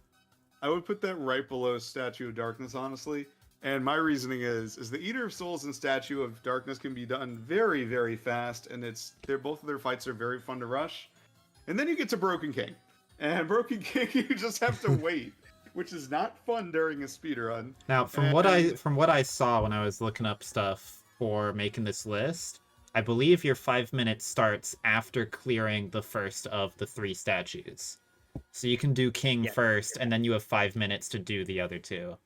I was doing a training with, well, not a training. We were going for a CM clear in XL group, and his strategy was to have a really survivable character just solo tank the Eater of Souls while everybody jumped off, and someone who did not join the fight was just waiting on the street to revive everyone that jumped off, so that we could kill 2 of them at the same time and have 5 minutes to do the eyeball one. Yeah. Interesting. My opinion doesn't change much. I just don't like Broken King. Anything that forces me to do Broken King is going to lose points for me. But I do like the other 2 fights. So then that brings us to the big man himself. I'd stick him right under Demo CM. I think that it's a very, very, very perfectly designed fight for a late game content that is challenging and requires people do rolls, but it does not demand too much. It lets people not stick to a strict schedule. Like if you're doing greens, you have a job every minute and 30 seconds, which is plenty of time. And if you're doing kiting, you get breaks from that every once in a while. And if you're doing anything else, you're just going to be kiting Doom around the room. Yeah. So it's... I generally agree. The thing I really like with Doom is that it manages to be this really climactic, very difficult fight, but it's very mechanically simple.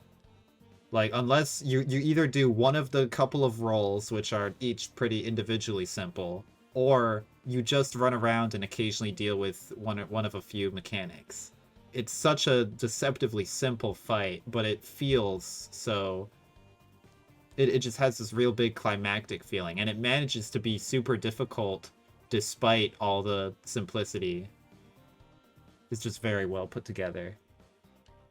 Yeah, I like Doom a lot. I think it's very funny when people reference Doom as the hardest boss in this raid wing, because he's really just don't die to greens, kill skellymen. Yeah, that's pretty much like 80% of the fight. Now, have any of us here done the CM? Yes. How you feel about it? Shiloh, Doom is easier than Soulless Horror. CM is honestly probably still right below Deimos CM. So Doom CM can be best described as you're still doing Doom, except like he has a roided out Hulk Hogan running around the arena trying to like suplex your party into corners and will pick people up and carry them away. And it's just the same fight, but there is just one dude running around the room trying to RKO you, and you just need to not step in the way of him. It's the same as the Spirit during Matthias, except he actually carries you away. So you just need to That make rocks. you just need to make sure that you don't get in his way. Other than that, it's the same exact fight. I think Doom might have a little more health, but other than that, it's I think I was looking it up. I think he has a little more health, and the Reapers have some sort of buff taken away from them in CM. They're like harder to heal. Yeah. Oh yeah, but if you have good healers, that's not going to matter. Like, so for example, with the buff, I can use Geyser, which is the Elementalist 3 skill. It's a healing AoE that gives you chunks of health back when you stand in it. If I Geyser a Reaper in normal mode, it can like go from 0 health to full health before the thing finishes. It is a copious amount of bonus. But if the bonus is taken away, I just need to heal it like 1 or 2 more times, and it'll still go back to full health. So we'll just drop him right up there. This now brings us into Wing 6 with the Conjured Amalgamate.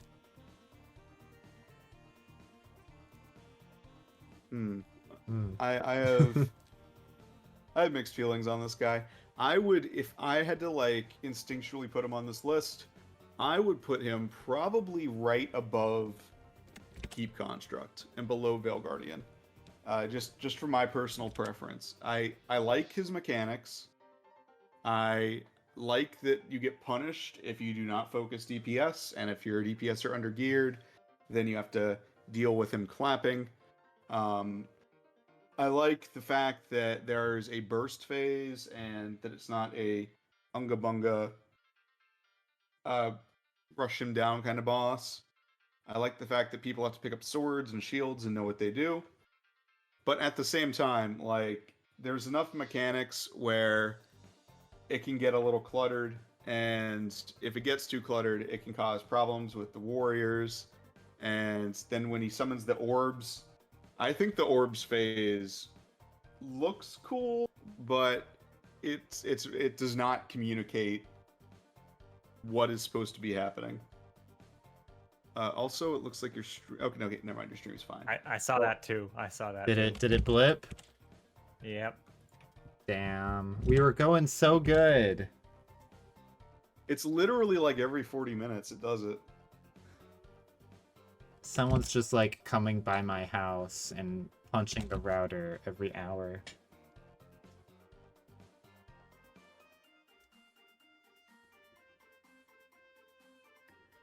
But yeah, I would put him right above Keep Construct and right below Veil Guardian. Yeah, that seems like a good spot for him. It's a nice, fun fight. It's got some nice mechanical complexity. I like it. It's one of the ones I've done less. Wing 6 is probably the wing I've done the least. But I like him. He's pretty cool. I'm not Shiloh. I'm not. Yeah, should be Should be back up. There we go. Now then, how do we feel about CM? I would put it below Solasaur, but above Gorseval. It's essentially the same fight, but you have less time to DPS the arms. And if I remember correctly, you get like a satellite laser or something that will just try to demolish people. And if they get hit with it, they just die. But you have to like block for them, and it's just it adds. It's essentially the same fight, but it adds a ton of visual clutter, which is my big thing. That's the reason I'm ranking it a little lower. I like the added mechanics, but the fact that there's so much visual clutter in a fight where there's already so much stuff going on, yeah, I'm not a fan.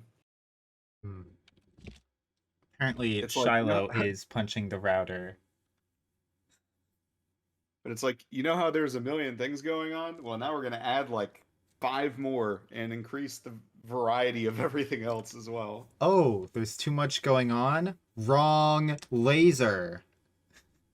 Yeah, it's just there's too much. It's a fun fight once you know what to do, but for me there gets a point in a raid where there's just too much going on, and I'm coming at it from the aspect of an average player. It's just it stops being fun after a certain amount of things get added to the screen. Yeah. Now, opposite side of the complexity spectrum, Twin Largos. I really, really like Twin Largos. It's really a simple fight. They most of their mechanics are don't step in bad. But I like it. It's got a nice flow to it. Yeah, people are gonna hate me for this. I think Twin Largos belongs above Slothosaur in A, like at the top of A. I like Twin Largos a lot. It's literally just DPS a moving target and don't stand in bad, and that is almost the entire fight. Except you do need to have some CC on your bar, which means that people need to bring a balanced kit as well. So I like a lot about that fight. I also like that when you get knocked off, you do not die. You get a chance to recover. Yeah. So if you did die, it's because you stood in bad too many times. It's not because you got like cheaped out. Yeah, it's a very fair feeling fight. Even the DPS check. Like I mentioned earlier, I do not like DPS checks as a concept. I think that is the lamest way to design difficulty for a fight, but I feel like it's balanced pretty well with Largos, and it manages to feel pretty fair.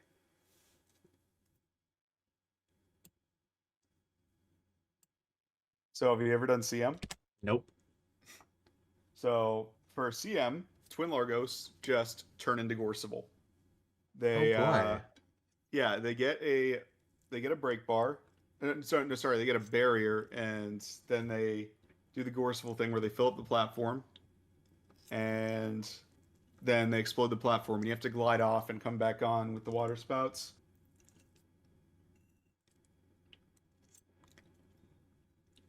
That's the CM, by the way. Is it fun? Yeah, I think it's pretty fun. It slows down the fight because they do pretty much the barrier's enough that they essentially become invincible. And it happens every 20%, so it does slow down the fight, so it does require more damage, and people do need to jump off, which it's not that hard to see. Like you can pretty clearly, because it's every 20%, you can very easily prepare for it, and it's not that fast that like you can't like swiftness off. But yeah, I would probably put it. Uh, I think I'm gonna still. I think I'm gonna keep it in A, but like above it. Above normal mode?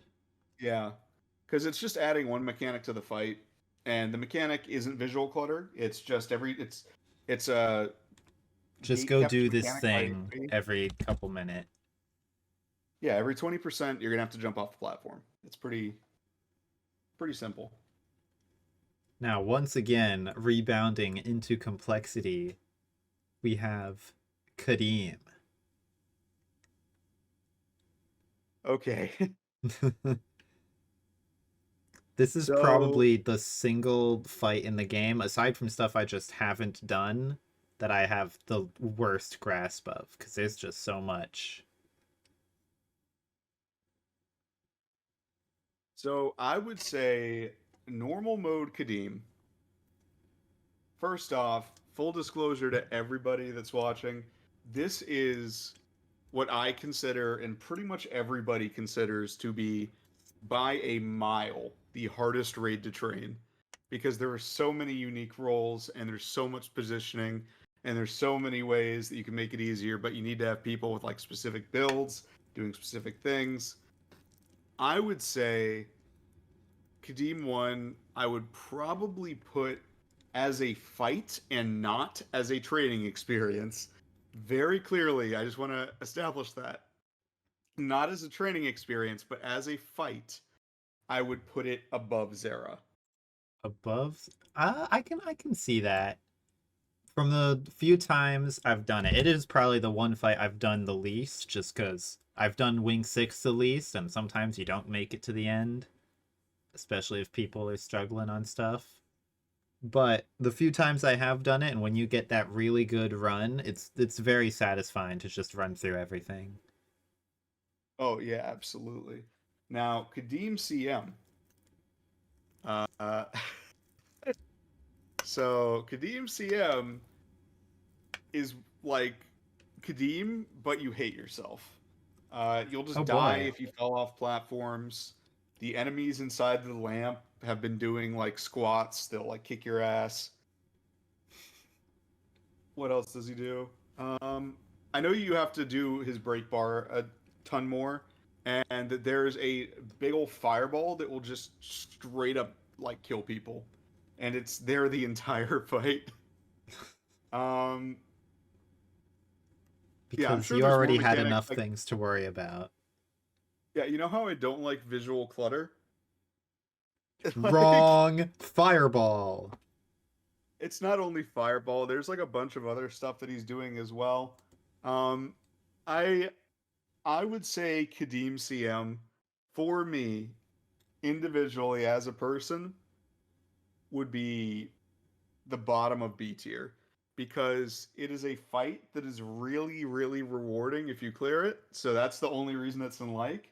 But it adds so much visual clutter and it is so brutally difficult if you do not have an experienced group that it just becomes an absolute burnout nightmare if you are just trying it brand new as a player and you won't get the clear. It's extremely difficult.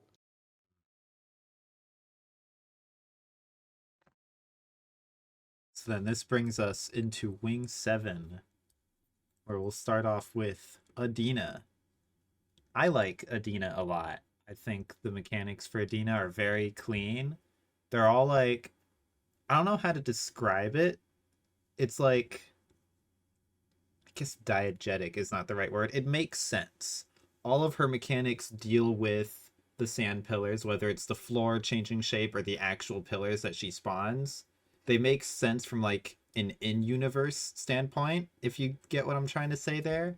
And it just Yeah. makes everything flow together really nicely. I just realized our music shut off again. How long has that been off? I don't know. I have the stream muted. I would say for Adina, I would put her probably above Veil Guardian. And that's just for everything you just said. It's a very clean fight. If you mess up her mechanics, they absolutely punish you. But they're not hard mechanics to grasp. And they're also like salvageable depending on which one it is. Like you can fuck up the pillar placement and that really screws everyone over, but there are still ways you can adapt to that and find a way to survive, and I think that's really nice. Yeah, That absolutely. it does punish you for doing it wrong, but you can still salvage the punishment. Yeah. Have you ever done Adina CM? I have not. So It's not that different. no, it's really not. There's 3 sand walls instead of 2. Like it's like a triangle, I believe. Oh, you know what? Falling I in- have done it. I have done it once. Yep, falling in the Always sand. kills fun you. when someone walks right into the hole. Yeah, falling in the sand just straight up kills you, and the pillars remove the little platform they were put on when they get Yeah, blown that's up. what I like at the start. Someone always walks forward. They place the first pillar, and then, or I should say, the first pillar destruction. They just walk forward, and they will fall into the hole and die. Yeah, I'd say that I like it slightly more than normal mode. I'd put it like with a lot of these. The fights are similar. I think that it should go, in my opinion, right above normal mode, just because it doesn't make the fight overcomplicated, but it demands you do the mechanics instead of suggesting them firmly. Yeah, I think for me, Adina, both modes are a low A, high B for me, definitely. Then why don't we stick it like right at the very top of B, just to even things out? Yeah, we'll just throw him there. She can hang out with the Eater of Souls. Fun fact, while I was getting the images for this tier list, the wiki doesn't have a picture of Adina. They just use a generic Earth Djinn. Her model is very, very similar to the generic Earth Djinn, but it is slightly unique.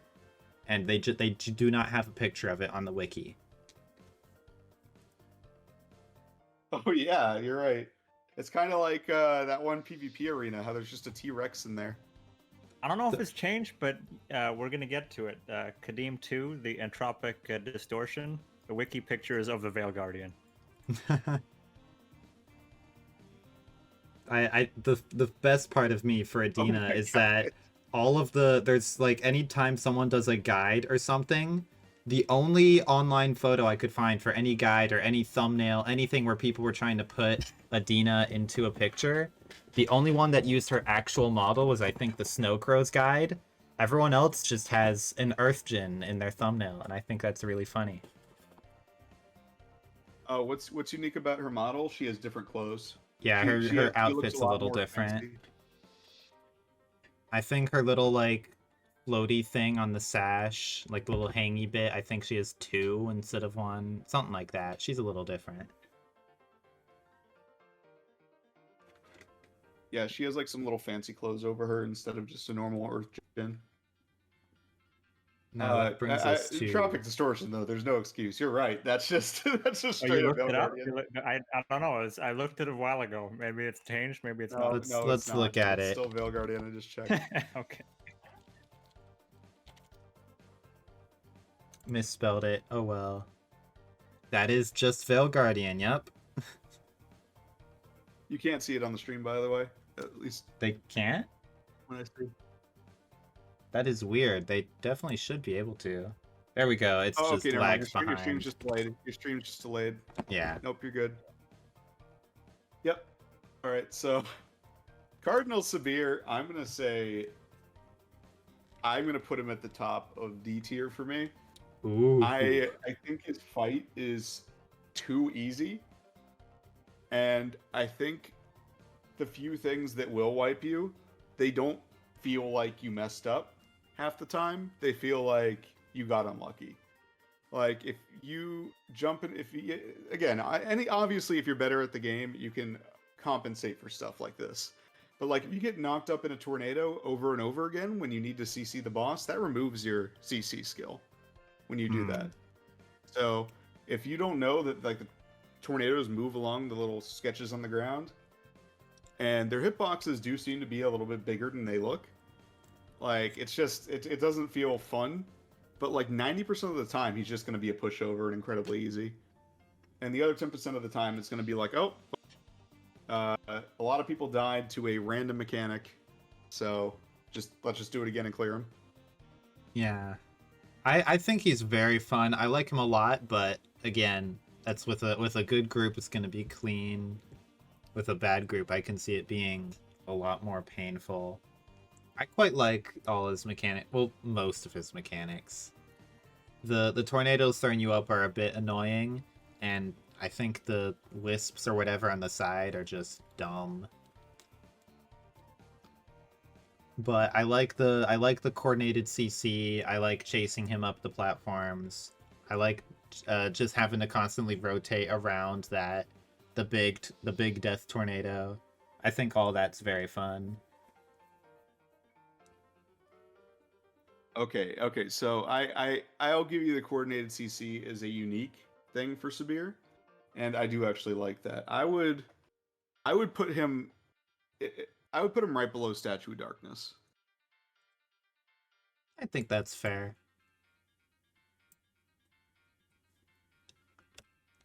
Now, CM. I vaguely remember a bit of CM. I don't remember it being too hard or that much different. You need to coordinate more for CC. There's more little death lasers that push you back. You know, those little lasers that pop up during CC phases. Instead of 3, there's 5. The little orange lines. Yeah. And pretty much just there's like a little bit of ads. If I remember, I might be wrong about this. I haven't done this in a while, but I think I remember there being like a couple of little like wisps that go on the platform, or those little like air balls. And the one thing I do remember though is that if you go down in CM mode for him, it's very hard to pick people back up. Yeah, I remember that. I would put his CM mode for me. Obviously, I do not have the craziest, most clear memory of it, but I would probably put it like right below Keep Construct CM. Just because it adds enough that it becomes more challenging and more of an actual fight, but it still is not super difficult.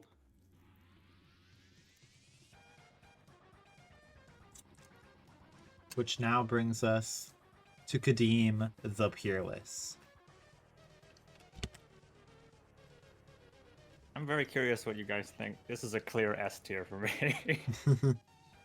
I like Kadim a lot. I don't know. It's one of From what those I've seen of fights Kadim, that I think he's cool. Oh, it's one of those fights where a lot of insta-fail mechanics are in the hands of just a few people, so it can be kind of painful if people aren't getting that done. Or if you're getting trolled. Yeah. I would put him at the top of A tier. I compared to the other S tier fights, it's just so easy. Like, obviously Deimos is easy too, but Deimos can be approached with multiple strategies, and some aren't that easy. For being the final raid boss of all of Guild Wars 2, me being able to tank this guy's constant barrage of hits while healing 2 other pylons and my own, and never going too low, it feels a little too easy. And then most of his mechanics are just make sure you don't get knocked off your platform and put fire in one of 2 places. Yeah. A lot of the extra stuff is just kind of do this thing right or die. So I mostly would probably put him at the bottom of S, mostly just because visually I enjoy him. Okay, is this a Rule 34 thing again? No. No? I mean, from an artistic You enjoy him standpoint. visually. That's No. okay. The Rule 34 thing, totally a joke. Totally Okay, a joke, but partially a Totally. joke, right? Partially. No. Alpha I'm would win. an art major. Okay, so I'm an art major, and visually, I would put him in S because of all the visuals that they have and all of the.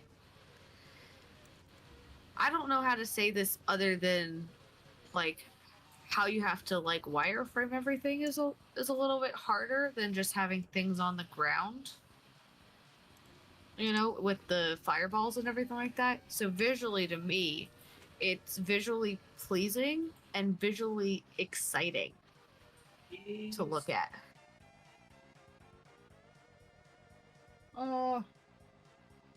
Yeah, I can kind of see that, but Like, I would put Zero in the same kind of area. So I put him at the top of A or the bottom of S.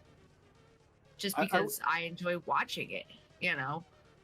I I enjoy would say just doing it, but watching it too. I would say top of A. I cannot say S with this guy, at least in normal mode. in CM mode, he adds enough that it like actually feels high stakes. In normal mode, most of the time, if you wipe, it is because somebody was not prepared, or as you said, somebody is redirecting mechanics to hit people that they shouldn't. Yeah. I think for me personally, he's a middle of A, but majority opinion, we'll throw him right up there with Twin Largos. Let's go to me. I would say Kadim CM is bottom of S tier. Kadim CM, it's just it punishes you for getting knocked back. There's like tornadoes around the arena, and if you get hit with the lightning move, which if you're lucky, you've never seen it, but he does pick people for this lightning move that will send several strikes at you that get bigger and bigger. You end up like leaving a little trail behind you. That Yeah, the little fire lava, right? trail. Yeah. I remember how painful those got in some of those runs. I also remember he does the cool little thing in CM where he's like, all right, you in particular, you're going to the sky. Sorry, buddy. Here's a cutscene. Don't let the meteor kill everyone. I think that's kind of funny. Oh yeah, that's super fun. Hold on, I'm looking up his mechanics because I only remembered the tornadoes and the lightning. Yeah, obviously. So for the people watching, I've done a lot of raids, but I am by no means the authority on all raids. There's a couple of these that I've not done in a while. Okay, yeah. It's the meteor, and then there's a, you have to get to a safe zone for each time he destroys a pylon. Yeah. My opinion hasn't changed. I think he belongs at the bottom of this tier. Yeah, it just seems like a very clean, fun fight. Sam is my favorite fight to do. Yeah, I like Sam a lot. Yeah, I love fighting him. He's just a fun fight to me.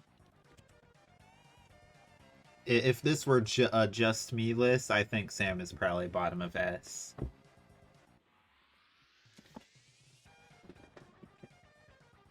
Okay, here's the fun part. Now here's the fun part. We have finished all 7 raid wings.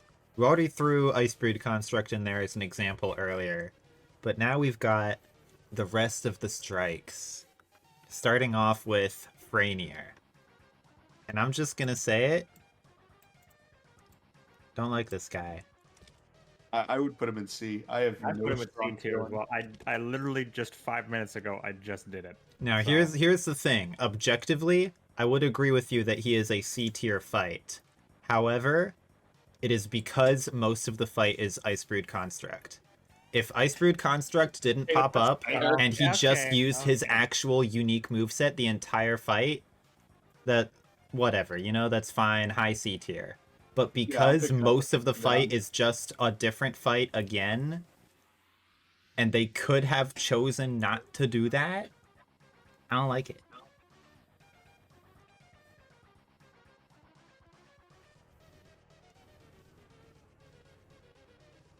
All right, Cola Bears. I can't argue with that reasoning. That's kind of miserable. That's part of the fight. Literally, I don't care enough that I completely forgot that was part of the fight. Like, literally, he shows up for his first, 20% health. He has a complete unique moveset. They fully created him, and you just don't fight him for most of the fight. It's crazy. Cola Bears, I would put at the bottom of B. I don't think that they're challenging at all. But they're not challenging, but they are the first of the strikes that can kill you. Yeah, and they introduce spreading out damage between 2 guys, and there's enough there that it is it's still interesting, at least. Yeah, my dopamine receptors in my brain are actually going. You have to pay attention and actually actively think about what you're doing a bit. I kind of wish they had a bit more health, or at least did some of their unique mechanics more often.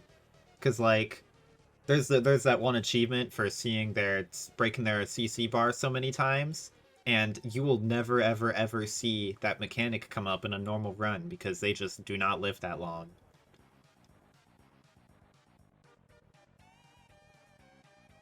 Oh man, Bone Skinner. Bone Skinner. I'd have to You put love Bone to hate it, Skinner. and you hate to love it. Sorry. Nothing. You love to hate it, hate to love it. I would I think put it's a Bone C. I would put Bone Skinner at the top of D, and I like her Ooh. fight, but so I'm saying that for two reasons. One, I think it's a fun fight, but there's two things that I do not like.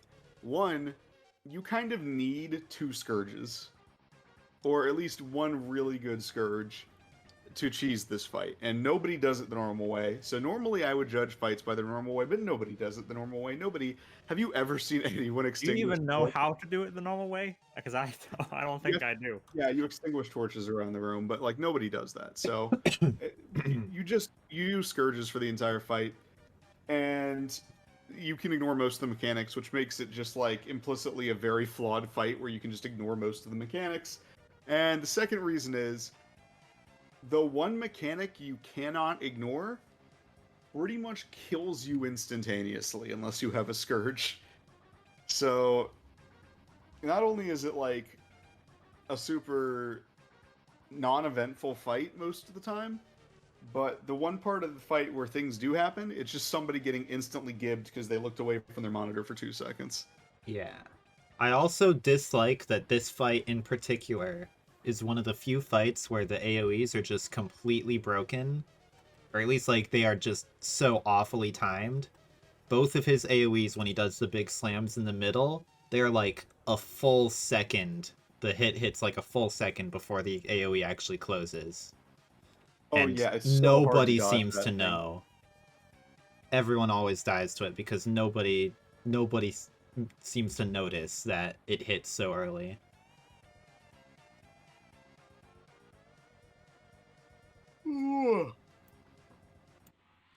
So where'd we say we're putting this one? I said at the very top of D because I think it's fun, but like my counterpoint is the mechanics it does have are very flawed. Yeah, I it's one of those ones where, like, in theory, even doing it wrong, doing it wrong is kind of neat, kind of fun, but in practice, it's always kind of a pain. Now, Whisper is interesting. I would put Whisper. Oh, kicks first. I would put Whisper probably like right above Statues of Death. It has just enough mechanics that you're forced to do, by the way, that it is like a challenging fight if you're newer, but it is not challenging enough that it's brutal. Like it's good introductory content that can wipe you, but you'll like never die and not know what killed you. Yeah. I don't really like like the that fight, you but I can agree with everything you cheese said. the end thing. I think that's very funny. I'm not a total fan of IBS strikes. I really like the End of Dragons one, but I'm not a fan of IBS strikes. And I agree with everything you said, Gigs. I just don't like them. That's fair. I don't know. I don't know what about it I don't enjoy. But I don't know. In some ways, they're boring. But yes, you have to do mechanics to be able to pass. Yeah. I think Bone Skinner would probably be the only one that you're really like kind of panicking about in a sense of don't mess up, don't mess up, don't mess up, don't mess up. So Yeah, I think most groups now. I remember when it like a long time ago, I would have a random with a random group, we'd have trouble with Whisper, but I don't think we've had trouble in a long time with Whisper. It's only Bone A Skinner. lot of the trouble back in the day came from it being bugged as well. Now, on the topic of content that nobody likes, here we have I'm gonna Forging Steel. uh-oh. I'm gonna put both of these as a hard C, For the unaware, the CM for this is quite literally just the boss gets extra health and does more damage. Well, no, there I are still don't have multiple the- things. I haven't There's done the tank escort version of this.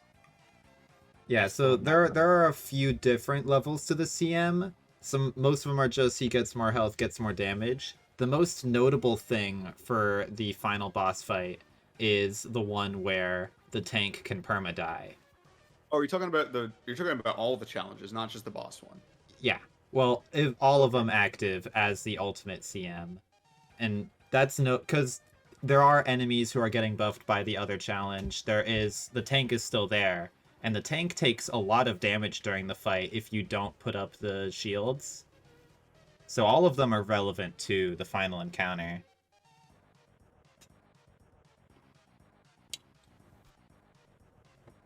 I See, the personally, HP4 I just don't.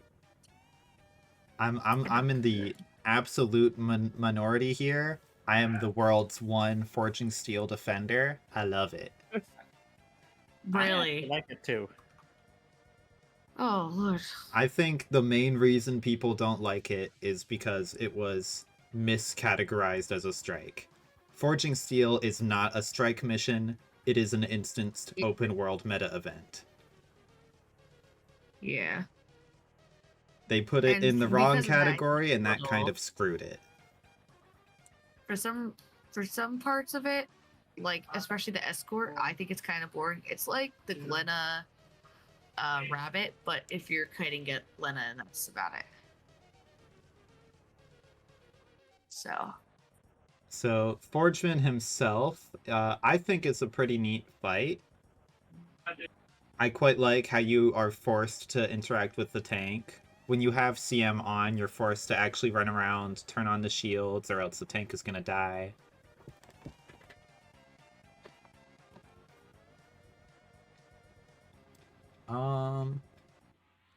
Overall, I think for me, it's a low B tier for normal mode, slightly higher for CM for me.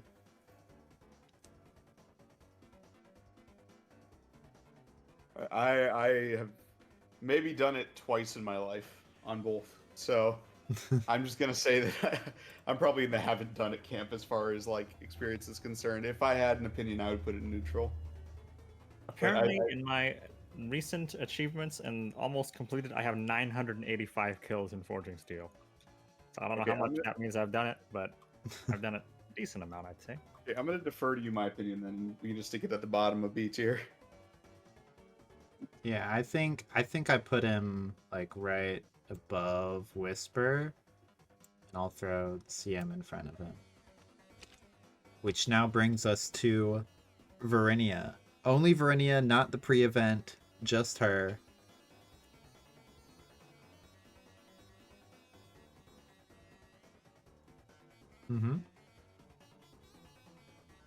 I would say D.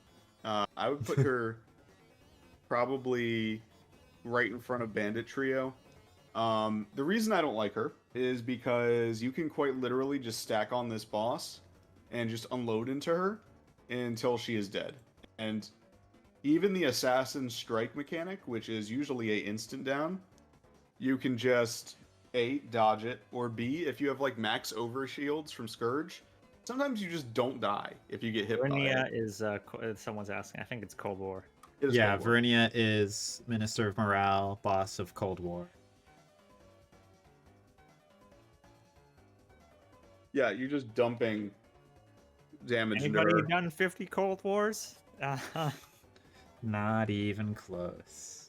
There's an achievement that a for thing? 50 Cold Wars. Yeah, you have to do Really? Cold War 50 Yeah. times.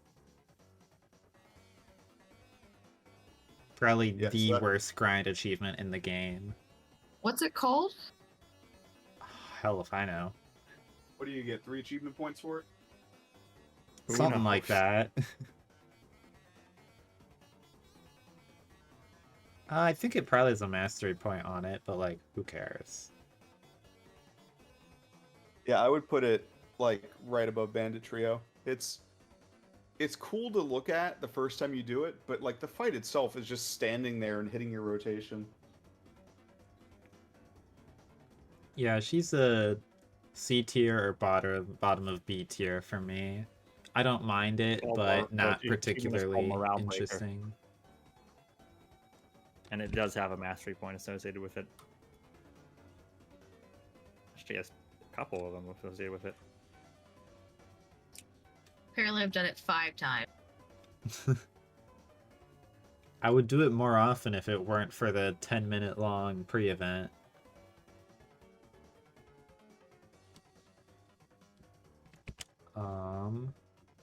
Given mixed opinions, I think we throw her in C tier. Okay. Which now brings us to the end of Dragon Strikes, aka when shit got good. Starting off with My Trin and the Echo of Scarlet. I would put my Trin at the bottom of A tier.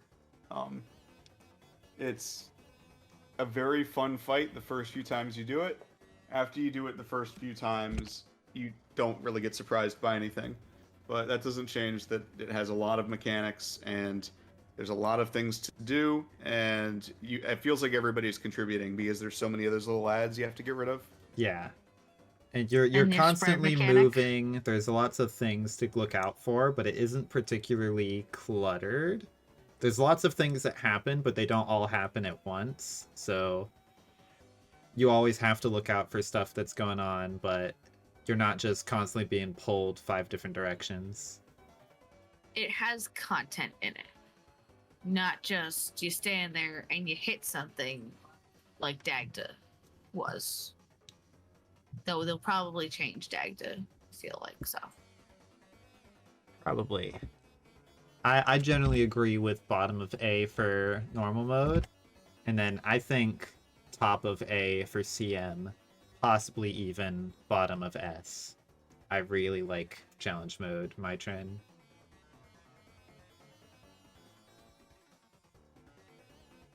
Challenge mode, my Trin. I've been trying to describe all the CMs to people in the stream. There's just so much extra stuff going on. Like you get the Final Fantasy XIV style vulnerability debuff.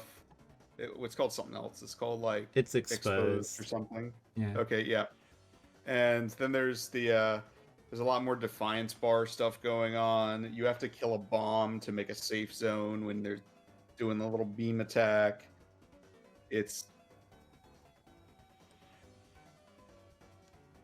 I may be a bit What is it? biased in my enjoyment of my train CM because as a Herald enjoyer, being a healer on that fight is, you know, you are the biggest shit in the universe if you're able to bring Ventari Bubble on my train CM. Nobody has ever been as awesome and amazing as you if you can bring the bubble. As bubble. The bubble. Yeah, okay. I would put CM above normal. There is more to it, but like it's pretty clear what you have to do, especially if you've done normal mode before it. A lot of it is the same stuff in normal mode, but you have to respect it now. Yeah. Like the Shockwave or her big Blade Sworn Slash. Now, in normal mode, you can kind of just tank those, whereas in challenge mode, it's like, damn, if I get hit by this, I'm probably gonna die. I would put it actually above Slothosaur in A. Yeah, Like, I think what that's a Sloth good before spot CM? for it. Under Like right CM? before Twin Largos. Like ahead of, like in between Twin Largos, yeah, right there. Right here? In between Twin Largos and Slothosaur CM. Yeah. Yeah, it seems like a good spot for it. I'm just very partial for CM. I love it. It's probably up there one of my favorite fights in the game. Now, moving on to Anka. Okay, so if Rule 34 was taken into account, she'd need her own tier. I mean, Yeah, look at the picture I uh, got for her even. She's one of the few characters we have an actual cutscene of, so I was like, fuck it. Close up. The Anka's strike is good because it's a good strike. especially with the movement. I'm sorry. Anka's strike is good because it's a good strike. Anka Strike is one of the few strikes where there is just a possibility to dying from standing in too much bad. There's not a lot of Yeah, instant kill mechanics, but there's a lot of you're going to take like a metric ton of damage if you do not get away from this mechanics. Yeah, and you have to actually like move around, but at the same time, I don't know. Like it's a good strike, but that's the best I can say about it. Does Yeah. that I make would- sense? Yeah, I would personally put I it put her right C. below my trend. For me, I think I drop her right below Adina.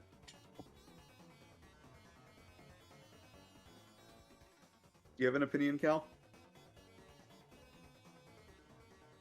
I honestly probably would just put her in C. No, I mean, it's nothing. a good strike, but that's Alright. about it. All right, why don't we I don't split have anything bad to say about it. I don't really have anything good to say about it. It just kind of is like the middle ground of strikes. It's just there. Why don't we split the difference between us then and stick it in front of Adina and B? Probably good. Sounds good to me. You want? There you go. Which now brings us to Anka CM. CM is kind of just the same thing of not having to step in bad, but now there are actual harder mechanics on top of that, and the bad is Yeah. also harder. Yeah, no, Anka CM is like, okay, remember when I just said a couple of minutes ago there aren't instant kill mechanics? Wrong! Yeah, Grab now all that. they're technically not instant kill, but they will be hitting you for extremely heavy damage and putting like an irremovable debuff on you. I So, think like, all her like upgraded patterns in CM are very fun for me. I love running around the Quaggins. I think that's very fun. I don't really understand the thing at the end though. I'll be honest.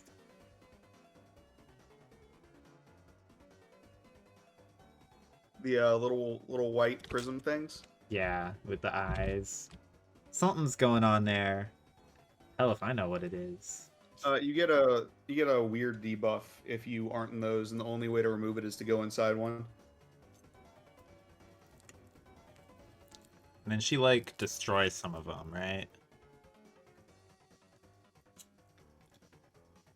Yeah. But I think she destroys them if you don't CC it. I Ah, think you can protect them. makes sense. I've only ever done this fight once, so I'm Yeah, I've not... done it once or twice. I have not done this fight.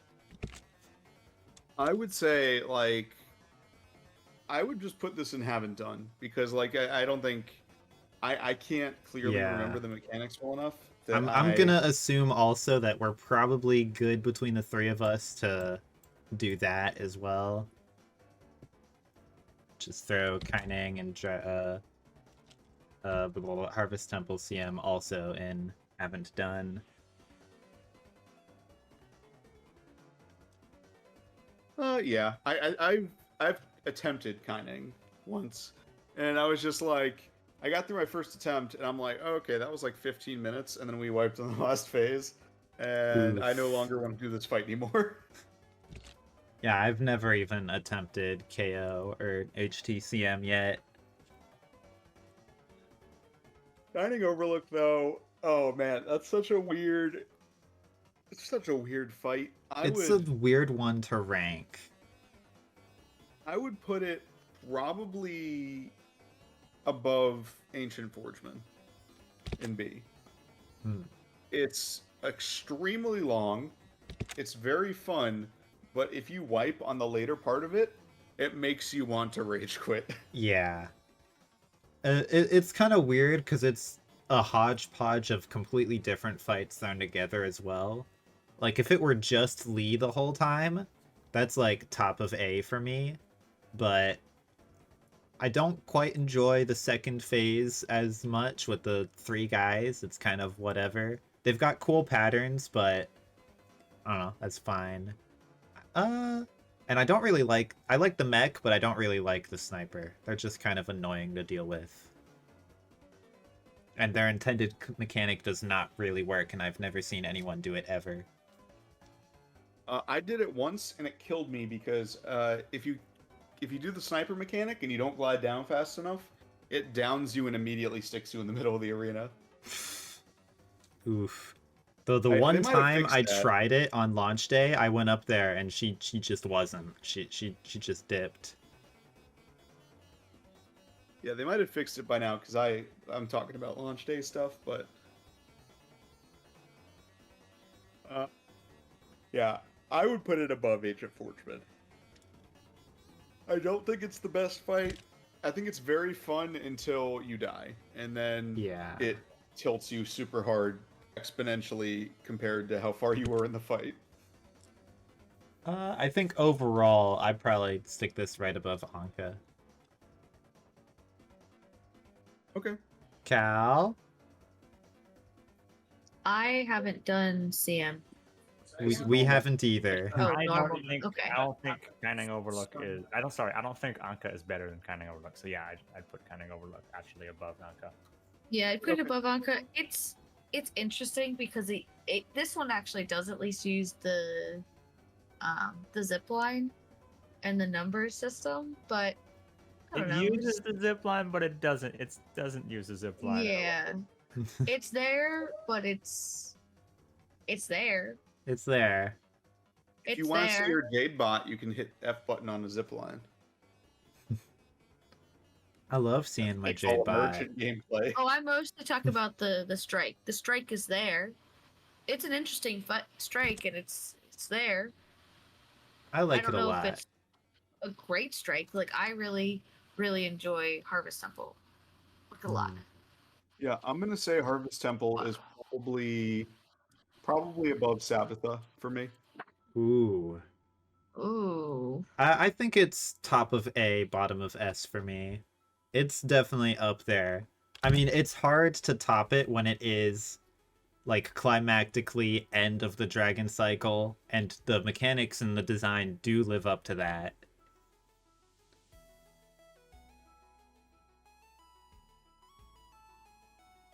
Hello? Yeah, no, I'm I'm just thinking. thinking. I don't know. I don't know if I would put it above Sabbatha, but I probably would at least put it above Kadim. Okay, I can live with that. I Yeah. feel like that's a happy medium. Maybe Deimos. No, I don't know. No, I don't know if I would I put think it I above like both. Deimos a bit more. That's probably Yeah, a nice let's- place to throw him.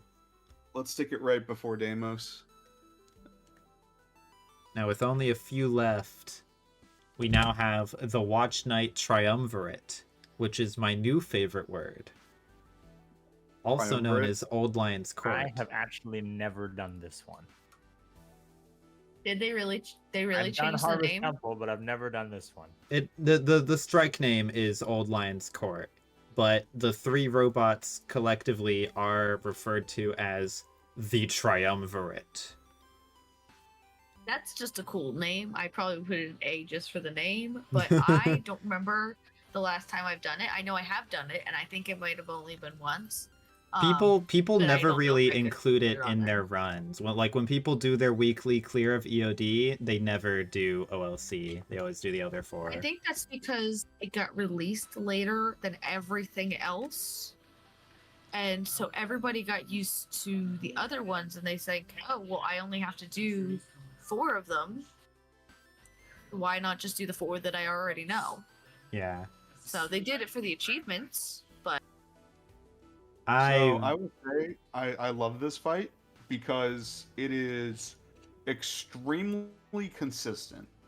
Each boss, it's very similar to Veil Guardian in that each That's what I form was has gonna say, yeah. unique forms. Except the color thing is kind of messed up in my opinion in this fight.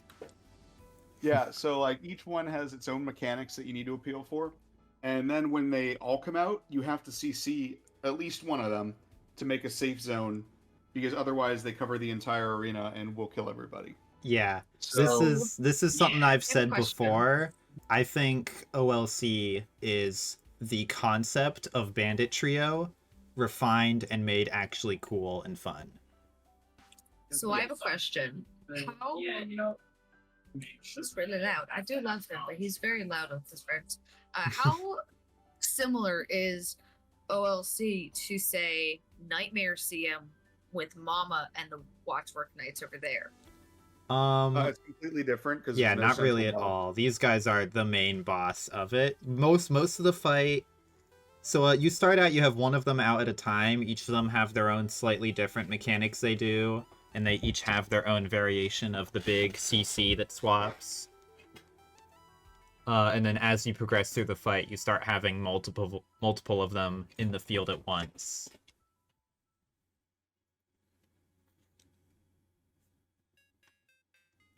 Gotcha. Okay. So essentially, like, for example, one of them has a move where they'll hit everything in the arena except for directly under them. You have the option to either go directly under them to avoid this attack, or if you feel like you cannot make it, like if somebody in your group can't make it, you can crowd control the boss and it will swap so that under him is the not safe area and everywhere else is safe. And then there's like another one where they shoot a giant cone in front of them. Not a cone, a giant arc in front of them.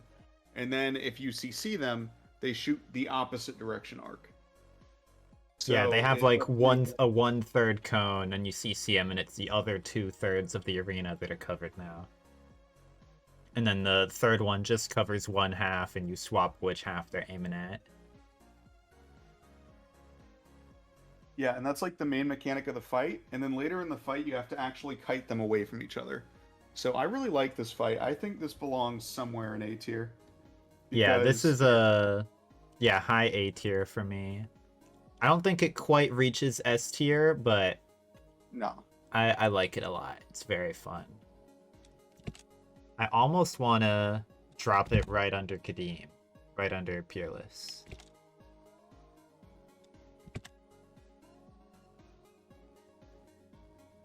Yeah, I'd say that's fine. That's probably where I'd put it too. Yoink. Which now brings us to CM. I have not beaten the CM, but I have done it enough to see all the mechanics to think that I am confident enough to talk about it. I think it's really cool. Yeah, so the CM, Cal, they just get beefier, and they actually get stronger the more people fail their mechanics. Like, the more people that stand in the AoEs, they get stronger permanently throughout the fight for each person that fails. Yeah. They also, in normal mode, when they do their phases where they all come out and fill up the arena, Yeah. you know which one to... Yeah, they have this little puzzle phase where they all three do their AoEs, and you have to figure out the right one to CC to create a safe area. In normal mode, the 3 patterns happen in a certain order, so you always know it. Whereas in challenge mode, you have to actually figure out which pattern it is to solve the puzzle. Yeah, I would say this is low S tier. Yeah.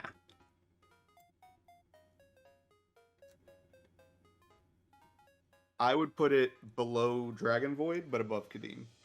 Yeah. Yeah, I agree there. I still need to get the clear on it sometime. I've just not gone and tried to make a group for it, really. Which now leaves us with 2. The new boys in town. We've got Dagda and Saris. Ooh. Okay, so right off the bat, I'm just gonna say, in my opinion, F Dagda, A Saris. Yes. Saris was fun. I don't Not know what knowing they're anything going planning into with it. Dagda CM, because the regular version is basically just another version of a DPS golem, Yeah. similar to the other. Yeah. Dagda normal mode is almost like a DPS golem, like Iceberg Construct, except she has one attack where she spins that can actually down you, but it downs you, it doesn't kill you. And then she has one more attack where she summons ads for some reason that slows down the fight, and she makes the middle of the arena uninhabitable. But when she does that, she pushes all the people that would have died to it to a safe zone. So like, there's like, it's really hard to die to her. Yeah. And I think Saris is. I can see the super Saris CM being quite difficult. I cannot Saris- see how Dagda is gonna be Saris is difficult. one of those types of fights where it's kind of similar to OLC in a way that you looked at the normal mode and you just knew that this was designed for its challenge mode. Yeah, so the way Saris works, for anybody watching that does not know how Saris works, is he has a set of mechanics that you have to do. One involves spreading, another involves stacking, another involves going around him. And I think he has 7 mechanics in total. I will look it up on the wiki, but like most of them are easy. Like most of them are not difficult to do originally. But let me see. 1, 2, 3, 4, 5, 6. He has 6, not 7. Which, I mean, that's kind of a missed opportunity with 7 deadly sins. But Yeah. He's the 7th. He is the 7th. But so essentially, what happens is he has phases. I think he has 2 in normal mode, where he'll split up, and he'll have some manlet aspects of himself that are incredibly small, and some big aspects of himself that are around the room, and you need to choose which ones to kill. And the ones that are small, essentially, if you kill them, nothing will happen, so you don't want to kill them. You want to kill the big ones. But whatever ones that you kill, it buffs every other move he has. So you essentially want to kill the ones that are the most challenging to your group, because it will buff his other mechanics, which is a super cool thing that I have not seen in any other MMO, and I'm sure it exists. I'm sure this is not original to Guild Wars 2, but I have not seen it, and I do rating in all the games I play, so it's something that I either have completely forgotten, or it is something that is completely new to me. Yeah, for Saris, I think I either put him right above or right under my Trin. My trim CN or my trim normal? Normal.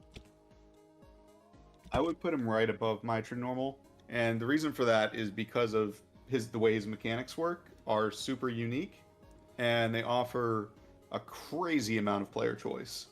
And I'm gonna say Dagda goes all the way to the bottom of F because I just did it and it was really boring and I've never done it before, and I don't know, it just wasn't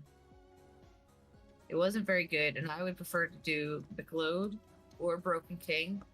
Heck, I know I made a big deal about Eaters of Souls and I don't like it. I would do Eater of Souls before I do that again.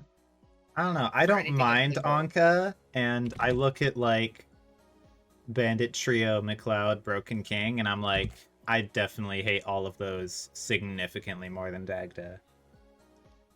It was just boring. Yeah, I feel like she has like probably like 30 to 40% more health than she needs to have. That too. Yeah, that's kind of the thing. Is like she is a perfect neutral if she had less health. I would stick her right above Bandit Trio. Yeah, because it's kind of I don't actively dislike it, but it is kind of boring. I wouldn't really go out of my way to do it too often, but compared to Trio, I hate Trio, man. Maybe I moved Trio down to F tier, honestly. I think we went too easy on Trio. Fuck it. I would agree. All right, so this is our totally objective, no debate, 100% factually correct tier list. No opinions here. We have zero opinions. Oh, no opinions at all. No, yeah, if you disagree, you are incorrect. And obviously, you need to get on our level, especially for those 3 we haven't done. Get on our level. I mean, technically, two of us have done Anka CM. We just forgot. I did it one time, and I'm just like, this does not give me enough rewards for me to bother with getting a group together for this over normal. Hmm.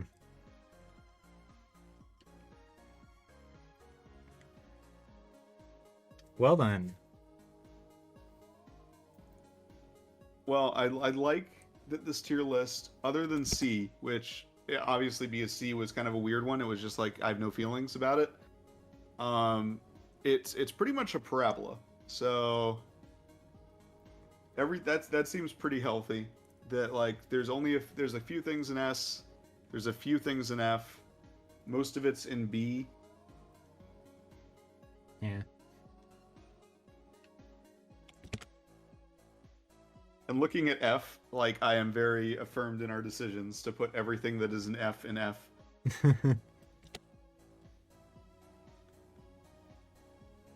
Yeah, looking through it, is there anything that you look at and relative to other stuff in there, you're like, that ain't right? Yeah, I could list a few. I feel like... Eater's Soul really gets me. Which one? Oh. Eater's Soul just really gets me. The one that me and you really like, but Cal And really I just hates. hate Yeah. that and Dagda. It just, I don't know. It wasn't fun. Right? Like, I enjoy challenging content. I like training people and teaching people for a reason, not because I always want to get the clear, but because it gives me a challenge on whatever I'm doing it, whether it be DPS or healing and or lack or whatever, right? It gives me a bit of a challenge. And Dagda just wasn't it. It really wasn't it. Yeah. I feel like we were a bit hard on Karen. No, Karen is a raid boss. Dagda is a strike. So there's a difference. There's supposed to be a difference in difficulty there, and Karen is like an embarrassment to Karen and Mursat Overseer are like an embarrassment to raid bosses everywhere.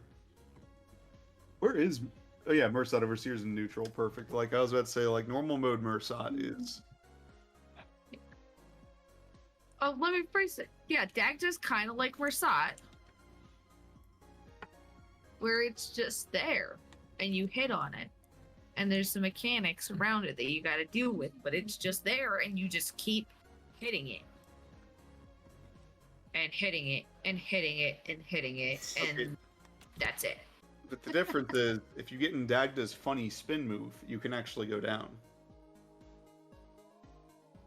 And that's not that hard to evade, though. There's a gigantic white AoE around it, I think, so you should be able to see Yeah. it. Yeah, I think that one's Dagda really would easy to be evade. more fun if Mex couldn't body block the cone. Probably. I think Probably. Dagda would be more fun if they increased all of her damage by like 30%. And if you died to the middle area, you had to get pulled out instead of it just pushing you out.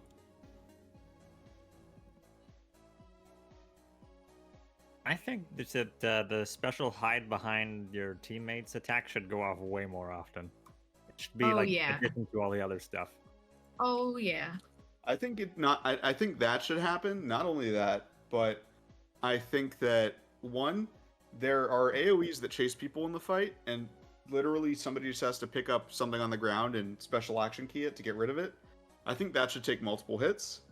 And I think when the stacking arrow appears, one or two people should have AoEs so that they can't all just stay in one mob. Like people have to actually spread off the group.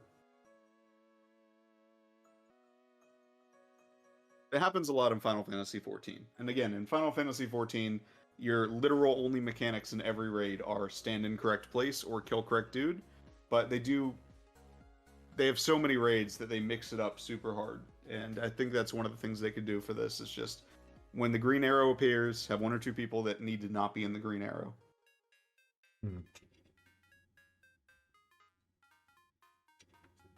Maybe even like I don't know, mix it up. Do the soul chaser at the same time. Force people to run off with that. Oh. All right.